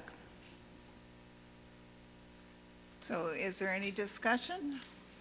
Is there any wrap-up needed? I will call the question. All those in favor of the recommendation? Trustee Scott, Trustee Boothby, Trustee Blackburn, Trustee Huff, Trustee Campbell, Trustee Ellis, Trustee Jenkins, Trustee Penny, Trustee Lyra, and Trustee Fisher. And opposed? And the motion is carried unanimously. And that ends our action items for this evening. Matters for discussion. Do we have a report from our Ontario Public School Boards Association representatives? Trustee Boothby. Thank you, Madam Chair. There is a written report in front of you. The public meetings were relatively short this time, but I'll just draw trustees' attention to 2 points. The second statement under the recent OPSPA statements, attached to that, there's a poll that was done by Nick Nanos. OPSPA engaged the Nanos researchers to do a poll across the province so that we OPSPA could make sure that we were on the right track with what our priorities were and the people of Ontario. So I have left you the link for that website, and it is a really informative, interesting read. The second item on that I'll draw your attention to is Memo B20, which talks about the education development charge policy, and there are some significant changes in that. So once again, I would draw trustees' attention to that. Also, yesterday was an advocacy day for OPSPA with a significant number of the MPPs. Trustee Penny and I were there. We had an opportunity to meet with 3 of our local trustees, or MPPs, MPP Fullerton, MPP Fraser, and MPP Hardin. All were extremely receptive to the information we were giving them about need for education funding that was predictable and coming in time for us to be able to fulfill our obligations around staffing. Also the need for enhanced education around the enhanced financing around the special education file, as well as the whole student file, specifically on things like mental health, and to understand that we are being asked to do more as school boards than we were asked to do a number of years ago, and not really much funding that has come along with those additional responsibilities that we've really assumed since we have children with us for so long. I'll defer to Trustee Penny if he can remember some other specific points of discussion with the members. Oh, thank you, Trustee Booth. I think you covered it all. The only one thing that I can remember is talking about the third priority of OSPA, and that is to talking about Indigenous education on our responsibilities with regards to the calls to action and truth and reconciliation, and trying to persuade and get the support of the opposition members with regards to having a mandatory curriculum for our students rather than just optional. You know, and we expressed, and through OSPA, the need for reconciliation and healing of Canada, and we felt that OSPA feels that's the best way to start it, is by at least meeting the needs of the calls to action. So. And I'll just note, I have a short version of the Nanos poll that I'll pass around so people can have a quick look to see if it's something they want to do, but I do want this back. Thank you. Is it something that can be photocopied? Well, it can be, but it's a 60-page report. I just have part of it, so I'm suggesting that people follow the link that's provided here, and then if they feel like they need to have it copied, if we've got an electronic link, that's all we probably need. Yes. But thank you for bringing that. Are there any questions for our OPSPA representatives? Trustee Lara. Do we know if OPSPA is planning on making a statement on how removing private schools from paying EDCs is an attack on public education? Or is that something that our board should be looking at doing if OPSPA isn't willing to take that on as an issue? It was raised at the meeting. One of the trustees, I believe it was the trustee from Halton, specifically asked just about that question. I think right now OPSPA's got a lot on their plate, and what we're focusing, OPSPA right now, is negotiations, which doesn't mean that in the fullness of our finance GSN discussion, I would expect that will be part of that. So to clarify, you don't think that individual boards should be taking action and writing letters or making statements about this, or? That would be a decision that we would be making as a board. That's not a decision for Trustee Boothby to be making for us.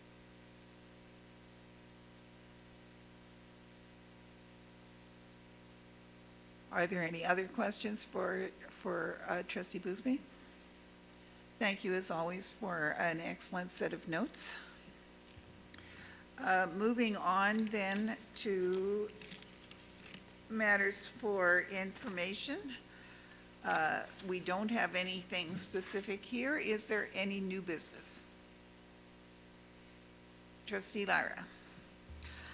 Since this is not a question for Trustee Boothby, it is a question for the board. Do we as a board think that we should be making a statement about how exempting private schools from paying EDCs is an attack on public education? And if so, who do we write that letter to? That will be a subject for a future agenda. It's not something we're in a position to discuss here tonight. Is there any other new business? If not, I declare the meeting adjourned, with apologies to those who've been patiently waiting for us to begin our budget meeting. I expect we'll be able to start in 5 minutes or so.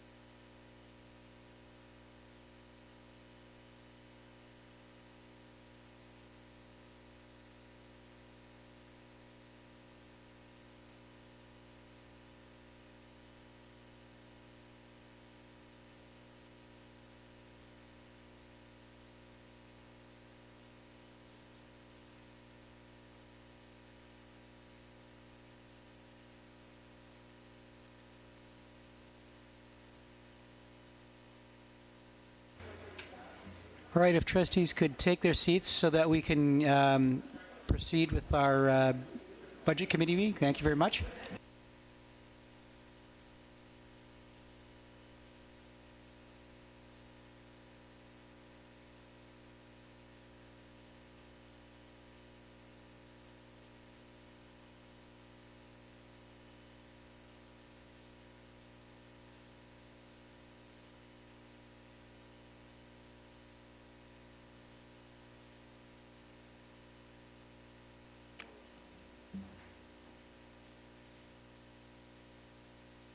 All right, thank you very much. I'd like to call this Committee of the Whole Budget meeting to order, and I'd like to welcome everyone to the meeting.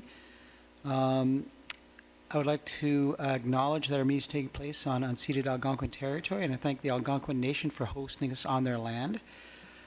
The purpose of tonight's meeting is to receive information on the issues affecting the 2020 to 2021 budget cycle and to provide timelines and processes. So I assume that everyone has got a copy of the agenda, and I'd like to see if a trustee would like to move approval of the agenda. Trustee Campbell, thank you very much. And are there any changes to the agenda? Seeing none, I'd like to have a vote on the agenda. All those in favor of approving the agenda as it is? And that passes. Seeing as we do not have any delegations, I would like to call upon the director to introduce the report 19-119, 2020-21 budget process. Thank you, and through you, Chair. Tonight's Committee of the Whole Budget Committee meeting marks the commencement of the formal budget cycle for the development of the Resource Deployment Plan for 2020-2021 school year. Our newly launched strategic plan identifies commitments that have resource implications. Some goals and emerging work may require new allocation of resources. Others may require a revamp on how existing allocations are used. While our strategic plan will drive the plans for the deployment of resources, there are also some other considerations to keep in mind as we embark on this key work. First, we need to consider making a plan for flexibility to respond to the emerging and identified provincial directions, like class size adjustments, e-learning expectations, curriculum directions, emerging plans to support students with ASD as examples. We also need to reflect on the fact that there's some unknowns pertaining to the provincial landscape as well, like, for example, the budget cycle timelines, perspective on accommodation and capital project guidelines, and timelines and resource guidelines for emerging initiatives. As we know, we know as well that the outcomes of the current labor negotiations are likely to have an impact on resource allocation pertaining to staffing, remuneration, and benefits costs. At this early stage of the budget process, staff is prepared and will share a proposed framework for the work going forward this year. This is complex work and a key function of the Board of Trustees, so we invite your input, feedback, and questions along the way. Our goal is to be progressive and transparent in our approach to the allocation and deployment of resources through our budget and staffing processes. At this time, I'd like to invite Superintendent Mike Carson, along with his team, Kevin Gardner and Charles Daou, to present the report through a presentation that has been prepared for this evening. Thanks, Mr. Chair. It's always difficult this early in the year to begin talking about the budget for September 2020, but we did want to at least begin to discuss with the committee our schedule, the proposed schedule, and some of the issues that we think we need to be addressing as we move forward. On page 3 of the report, you see before you a budget development schedule where we've tried to capture those key circumstances for the Budget Committee and the Board of Trustees begins on in paragraph 3, starts tonight. We have a meeting, which I don't know if the date's been finalized yet. I believe it's in early February, February the 3rd. And at that point, we will be further along in the process. March the 3rd, if I read the dates right, is the night that we bring forward our discussion report on academic staffing. March 24th is the night that the board approves academic staffing. And as you know, the approval of academic staffing and the related staffing that goes with it, principals, vice principals, accounts for a large portion of our budget. Much of that is mandated by collective agreements and provincial regulation, but it is a process that we need to complete on a timely basis to allow us to meet our obligations under the collective agreements. Last year, everyone is aware, the province was very late in releasing the information that was required by boards to put together a budget. We are hopeful we won't see that happen again. We have identified that we intend that if the timelines were the same as last year, we would be presenting the staff recommended budget on May 25th. If the province were to revert back to previous timelines where we started to get the information we needed around the end of March break, then we would hopefully be in a position to push that forward in terms of the presentation of the budget. So will still be some flexibility between the 11th and the 25th. Again, we have opportunities for delegations that have been scheduled on the 1st and the 8th of June, with hopefully debate beginning on the 8th, the 15th again, and looking to approval of the staff of the board's budget on June the 22nd.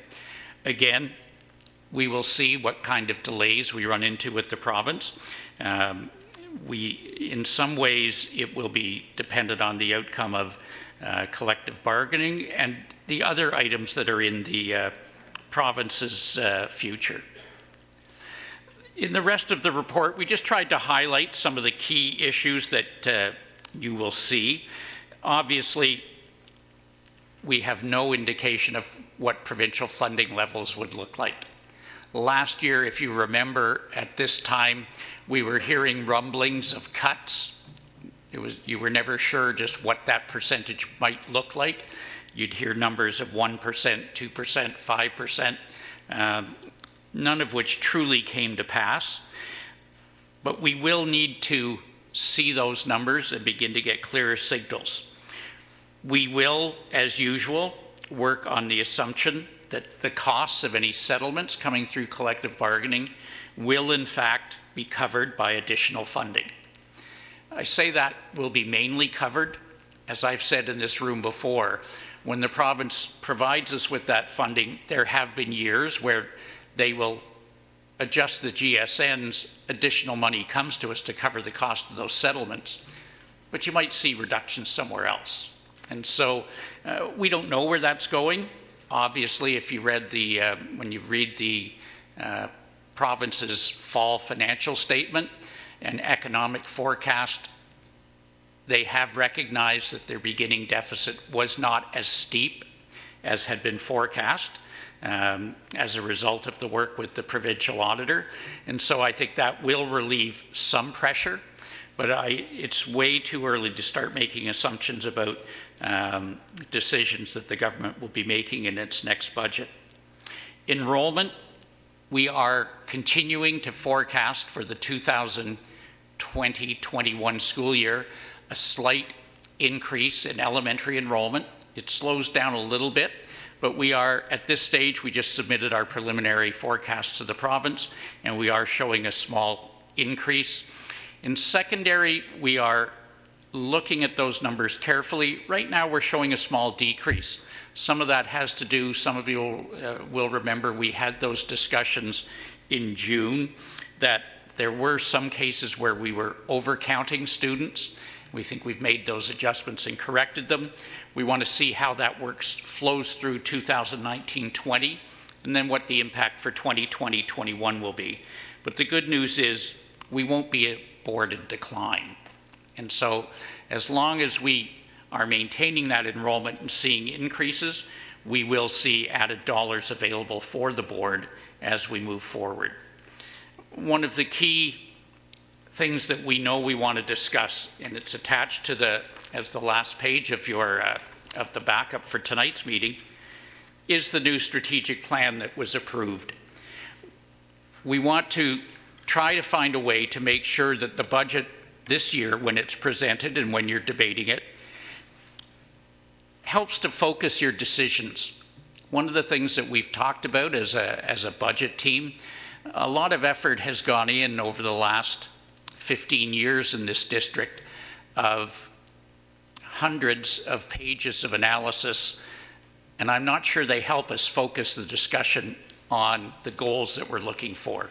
So we are looking at different ways to present the budget information.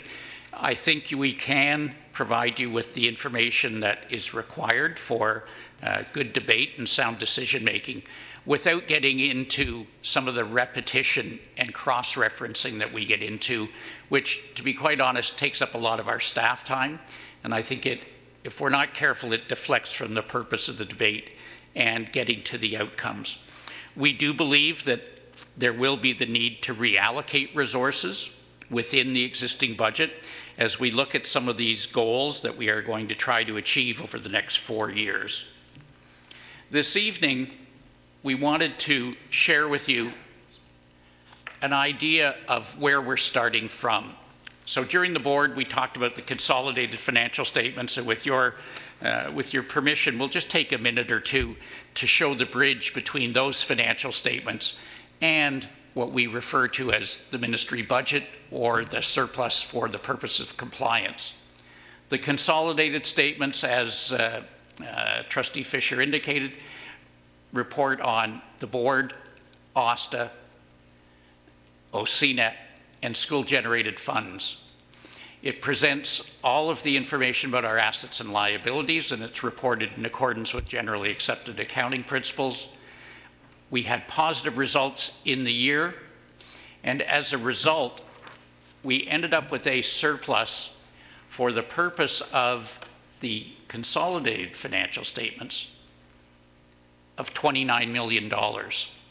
You will notice that the budget for consolidated purposes was 15.7. I have to remind you that for the year 2018-19, the approved budget was a break-even budget.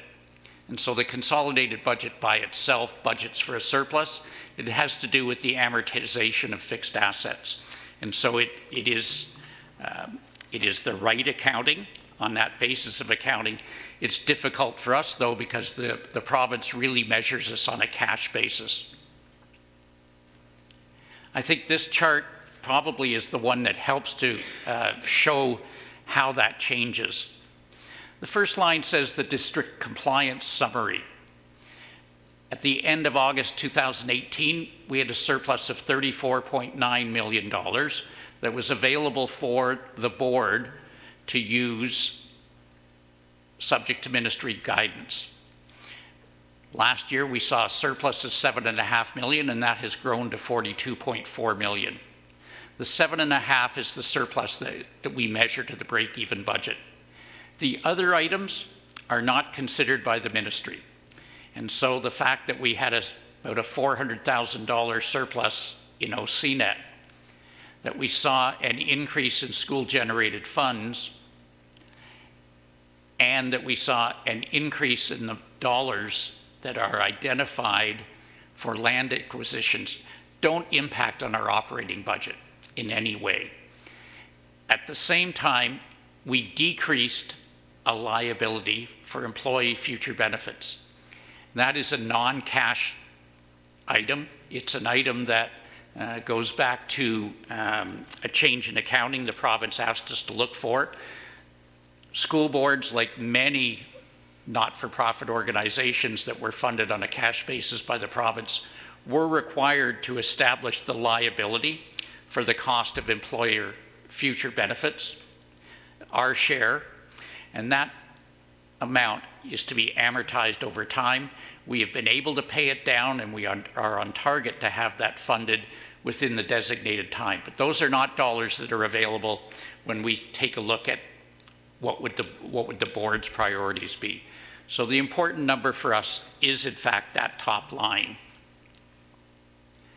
Just very briefly, we wanted to show you what happened with the 2019 school year. Our revenues were approximately $7.5 million. We didn't see a huge increase in revenue. We did see a decrease in expenses from what we had budgeted. And I think we've spoken about that before, that we are a control agency organization. We rarely overspend budgets. And so we have talked about that in this room on several occasions.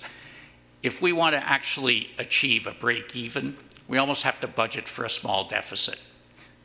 We've done that, and there are some of you that have been here when we've had that unusual circumstance and we actually spent a little bit more.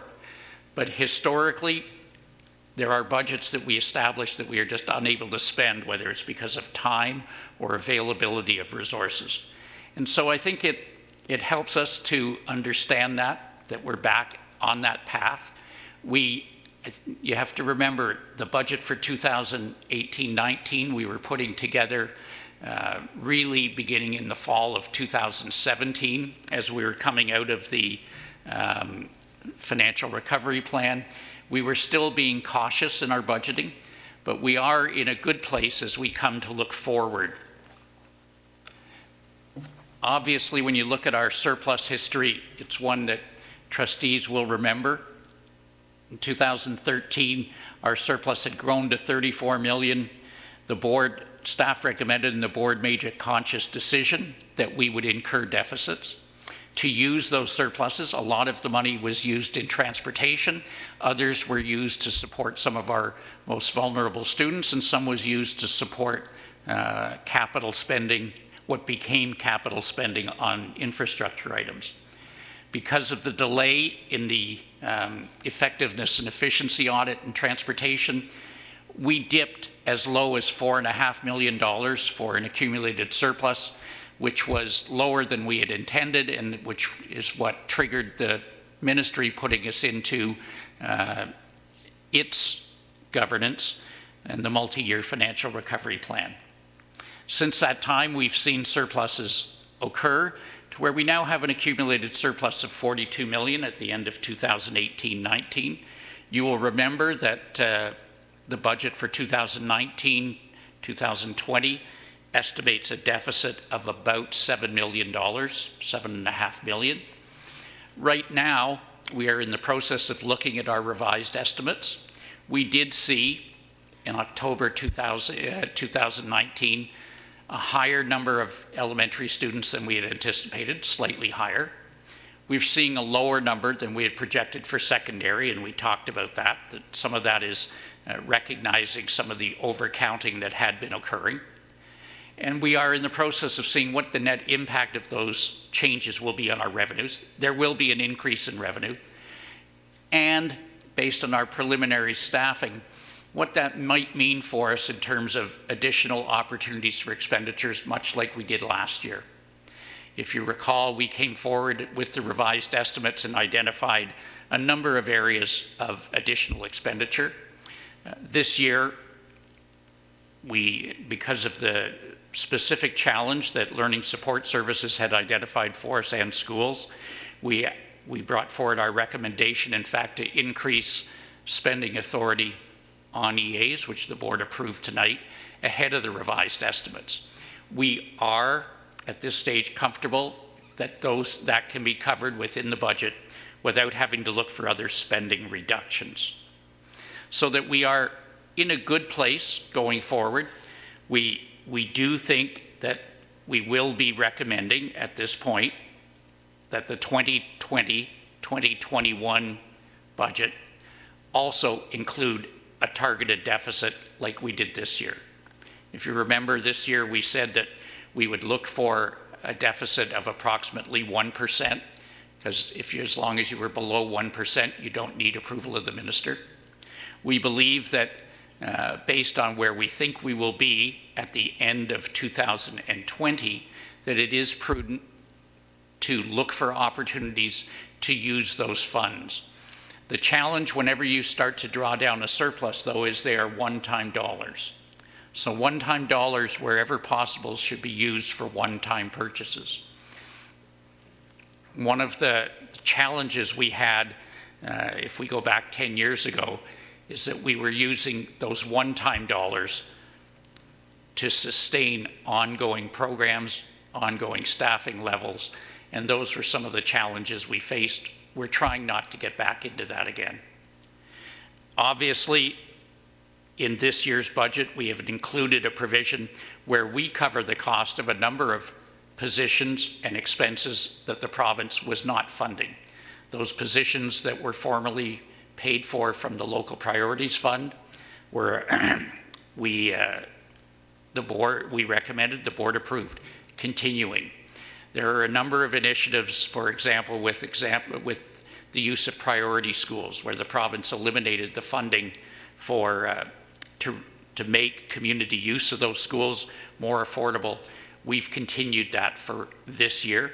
We'll be taking a look at how and if we can continue it for next year, because regardless of whether the funds are coming or not, we need to look at those needs in the context of the other things that we're talking about, whether that's community engagement, whether it's going to be our opportunities for well-being. So we have that opportunity.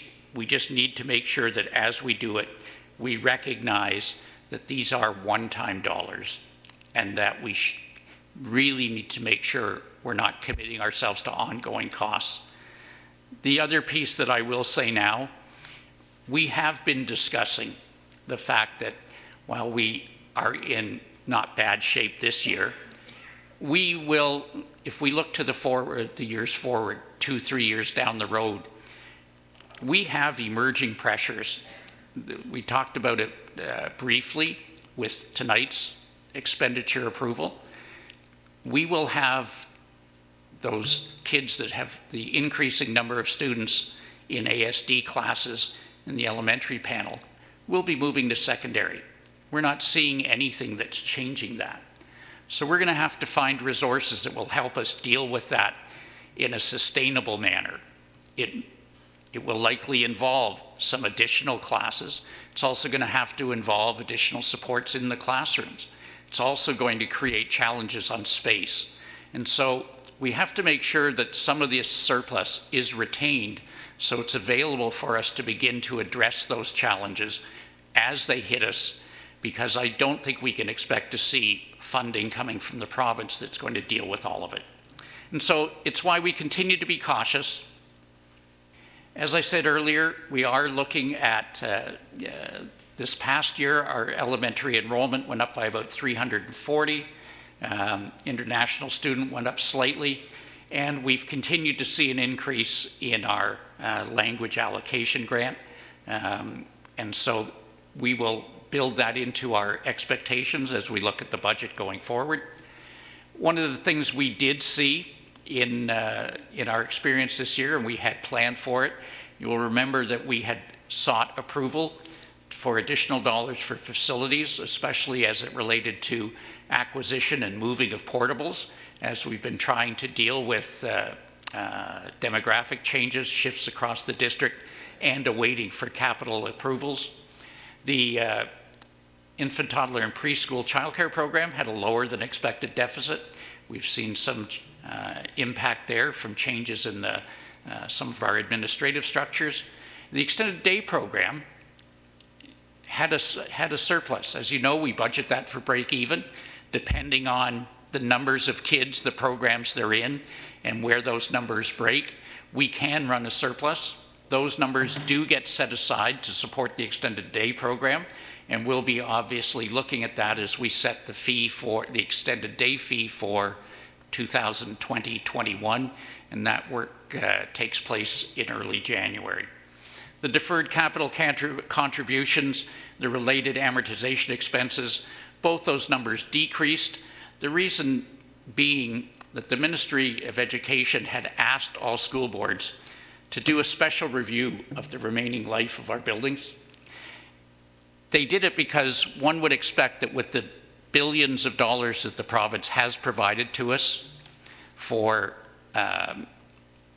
facilities renewal, school condition improvement, one would think that the life expectancy of buildings would have gone up.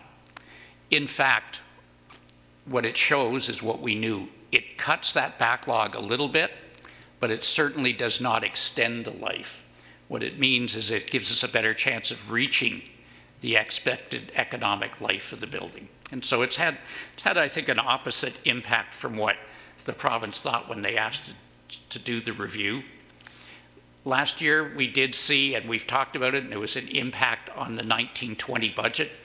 We saw a full year's experience of new staff in a number of areas, starting at lower rates of pay than had been built into the budget. We've tried to resolve that by going through the budget in 1920 with more rigor, and I think we're confident that we've squeezed out a lot of that. And so we are in a good position to move forward. And again, I'm never comfortable saying this. $7.5 million is a lot of money. It's a lot of jobs. It's a lot of service for kids and family. On the other hand, when our revenue and expenses are approaching $1 billion a year, it's an extremely small percentage. It's about 0.75%. And so we're always torn between that. I don't know that we can get better. We try to, but it is, we do recognize that every single dollar is important. As we go forward to the budget, some risk items that we have to keep in mind. The collective agreements for all the bargaining units are outstanding. Those negotiations continue. And while we are going to build into our assumption that all those new costs, as they may arise, will be supported by funding, we continue to have to wait till we see the ministry's announcements in March to see what other adjustments may have been made. So we don't know yet. It is a risk that we have to think about going forward. Budget pressures that we're seeing, we continue to see inflationary pressures. Trustees will remember that some of the decisions we've had to make about changes in software licensing and the changes in practice. Cost of utilities continues to increase as we are looking at changes in electrical rates. We take a look at supplies and services, and especially as we continue in our discussions with the province and with some of our regulatory environments, costs continue to increase faster than the 1% that we've been trying to provide to some departments for their operating budgets. I think, Mr. Chair, I would also say that we see continued pressure on those staff replacement budgets. There is no doubt that we are not alone in the province. We need to make sure that we are able to provide, more importantly than the dollars for the replacement staff, we need to be able to provide some dollars and support to make sure that we can try to turn that around so that we have the right people in front of kids at the right time.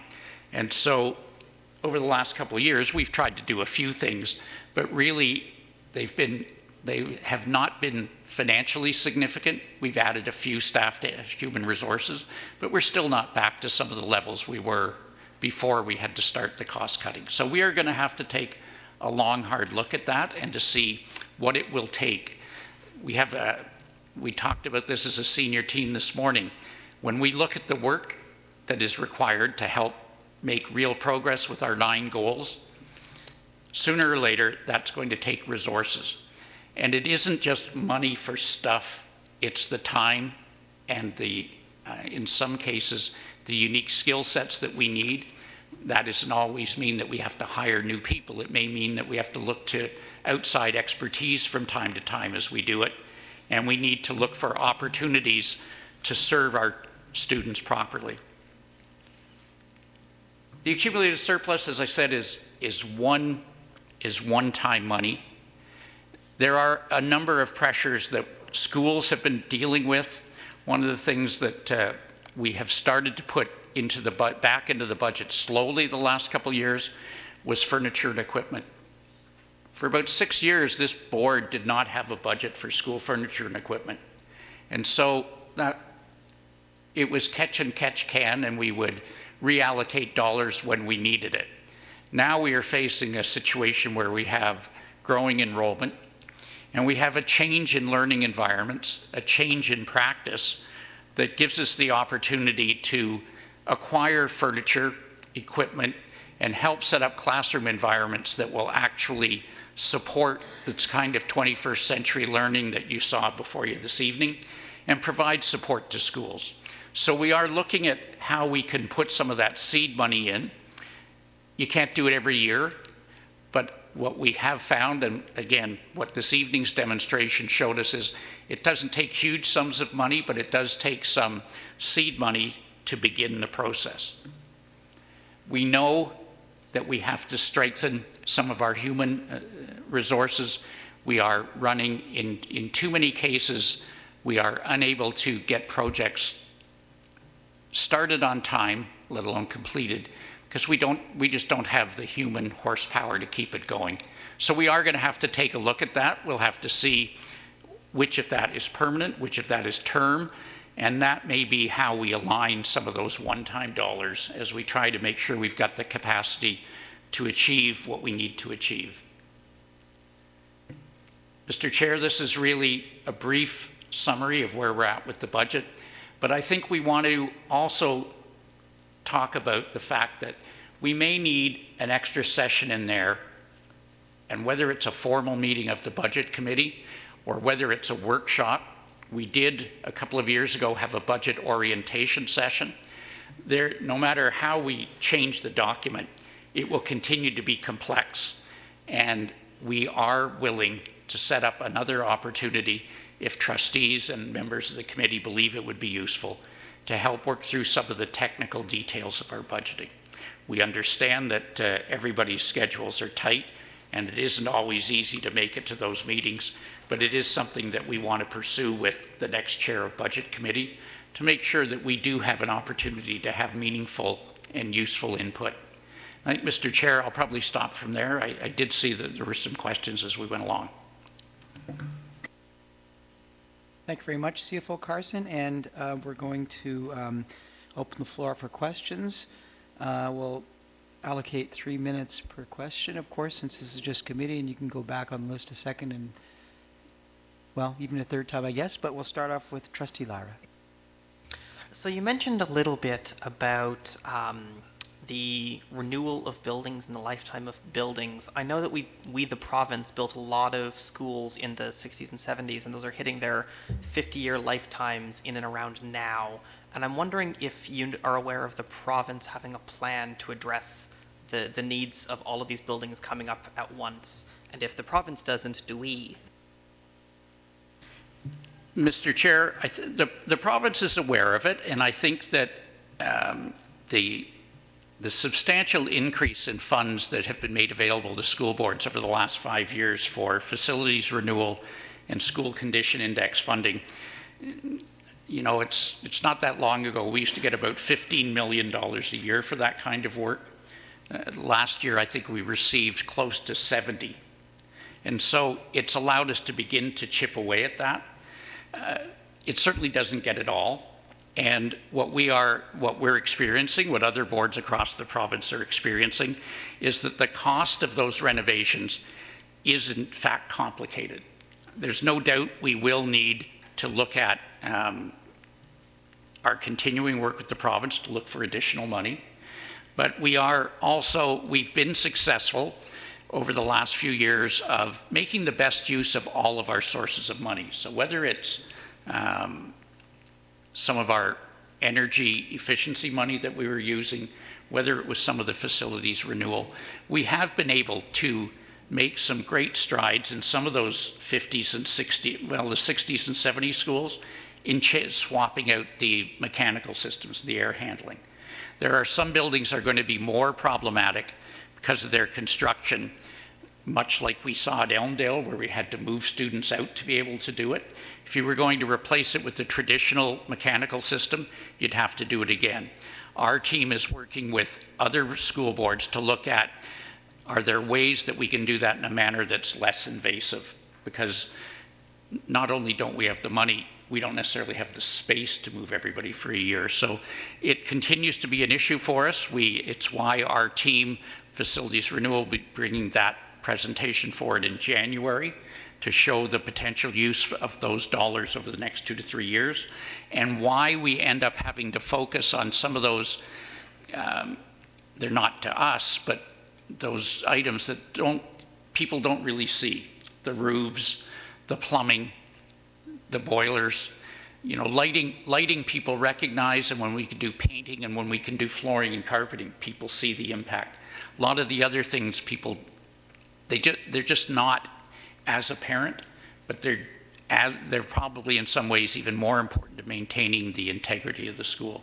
So it continues to be a challenge. We continue to lobby the province, but I must admit it has been recognized in the fact that for the last 3 years, the capital commitment for facilities renewal has been close to what they've been providing for new schools. Do we have, so you mentioned a 2 and a 3 year plan. Do we have a 5 and a 10-year plan for facilities renewal and long-term infrastructure like Wi-Fi?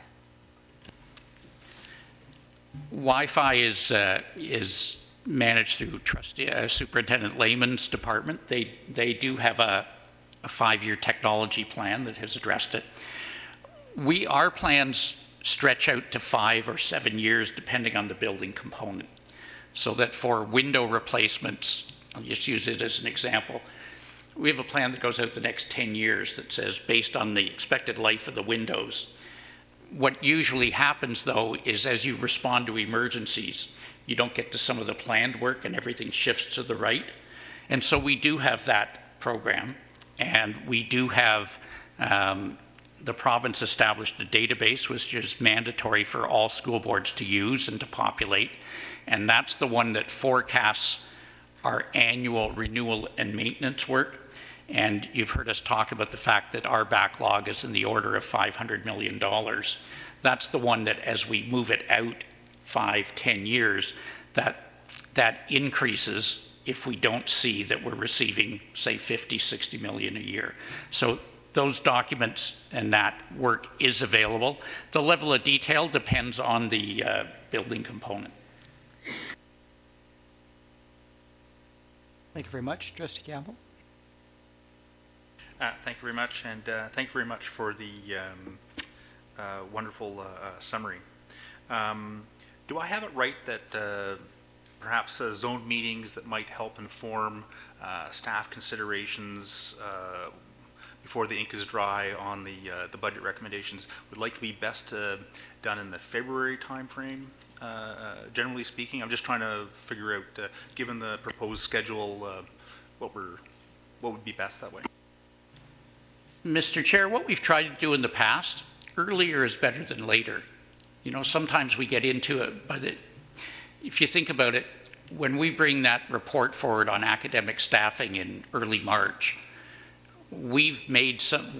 staff have made those decisions probably by mid-February, late February, and then it's the process of getting the report forward. So in the past, some people have been able to organize a zone meeting in January.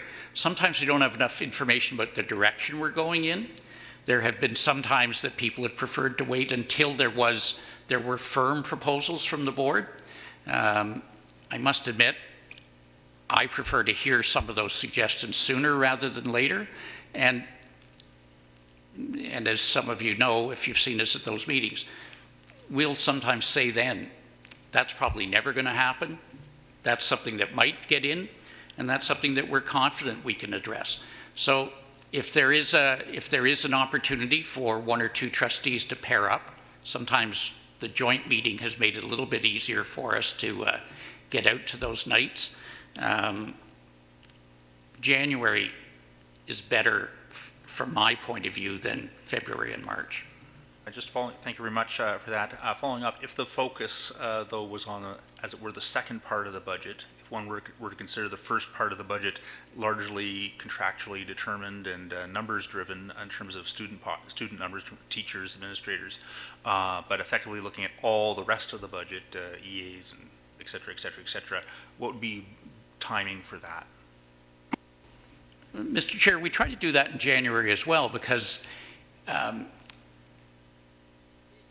depending on the decisions that are made at academic staffing, it guides you as to what you can do when you get to admin and support.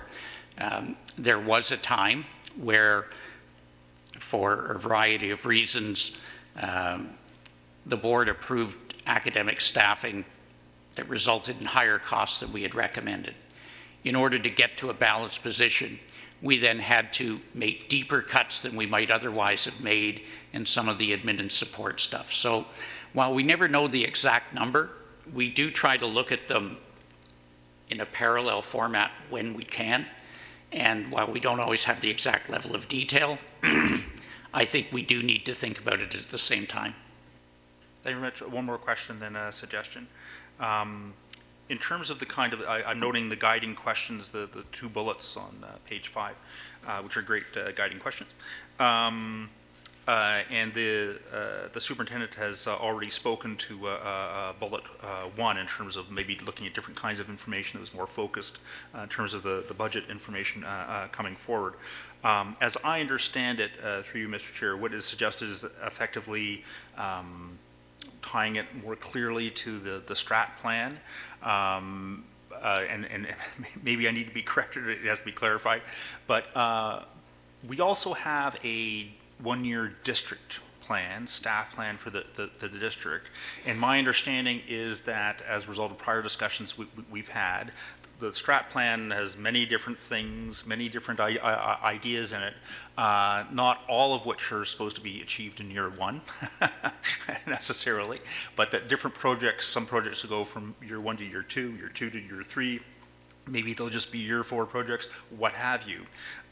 So I guess my question is not just looking at the high level strat plan, which was appended to our materials this evening, but will the district plan, multi-year district plan, as it were, in terms of projects inform this, and will that multi-year plan be made clear and how that ties into the budget recommendations when things come forward? Mr. Chair, and I don't mean to sound like I'm joking about it. It'll take us a couple years to do that. We are getting better at taking those goals, rolling them out into plans, and then tying that to some of the financial piece. We want to start that this year, but one of our goals for our organization is to make sure that we can make the best possible decisions and allocations of our human resources. Part of that is to start wherever we can to make multi-year decisions instead of just year by year. It's always difficult in an organization where your funding can change every year, but we would hope that we would be able to say, if we pick an initiative, one of our environmental initiatives, if we know that 25% of it gets done in the first year, 50 in the second, 25 in the third, then at that point, we sort of know where we need the resources. We're not going to get to that level of detail for everything in 1 year. It is something, though, we recognize we've got to get better at. And in the past, we have occasionally presented a multi-year financial plan in terms of what we expected revenues and expenses to be. We can look at that as long as everyone understands that the margin of error, once you get past the first year, starts to broaden.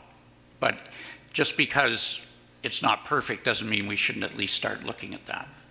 Thank you very much. In my remaining seconds, just the second bullet suggests, do members of the committee have any emerging issues that they'd like to highlight to be addressed in the budget, future budgets? I'll put on the table my own interest in central positions, and I'm thinking maybe in a time of cuts, they're unfortunately some of the first to be considered, and I think that in fact maybe we need to beef those up, especially perhaps when it comes to data treatment and research. I'm interested in equity funding, and especially with respect, to the respect to both FTE and dollars. Our most recent school fundraising report, I'll just finish this thought, Mr. Chair, if I may, did show some schools raising $300,000 and some schools raising zero, and we only have about $250,000 that we disperse among schools to try and work against that. So I am interested in some of these areas going forward. Thank you very much. And I have Trustee Lara. Just to follow up on what Trustee Campbell said, things I would like to see to highlight to the Budget Committee looking forwards would be environmental concerns at the school board and increasing the RAISE index. I think that we as a trustee group should have a discussion about increasing the RAISE index, and we should, if we're going to do that, make sure that it falls into our budget. Sorry, I missed the first part of the question. It wasn't a question.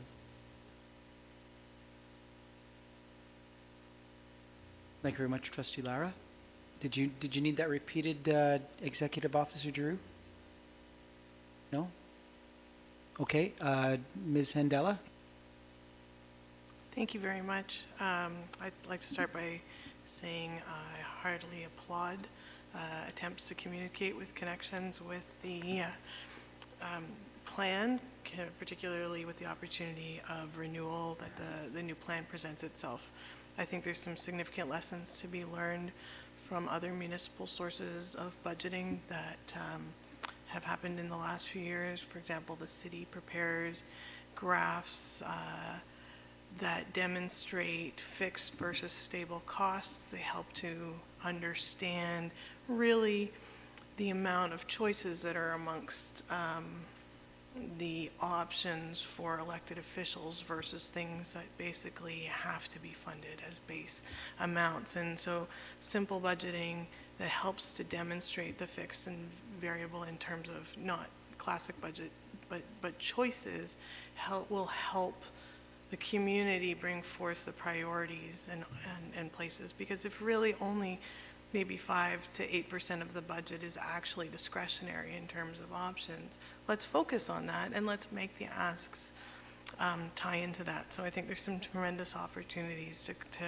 to bring some new visual graphics into that space, to step away from tables and big books, but to demonstrate options and choices in the money.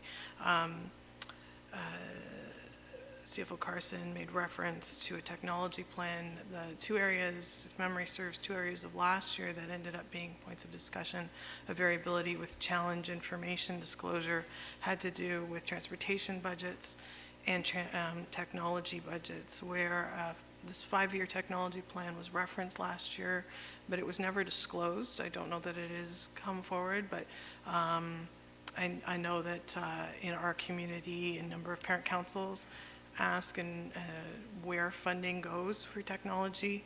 I think we have a huge opportunity to demonstrate where we are with our technology goals in the classroom, where the gaps are, what the horizon is to close them, and who the expectation is falling to close them, because I know, at least in our school, we bought 7 Chromebooks this year out of our parent council funds because they weren't purchased by the board. And I hear this story repeatedly, and I don't think it's the point of discussion in the budget that gets enough airtime. The other is transportation costs. The city is going through significant transportation change. I think we all know that.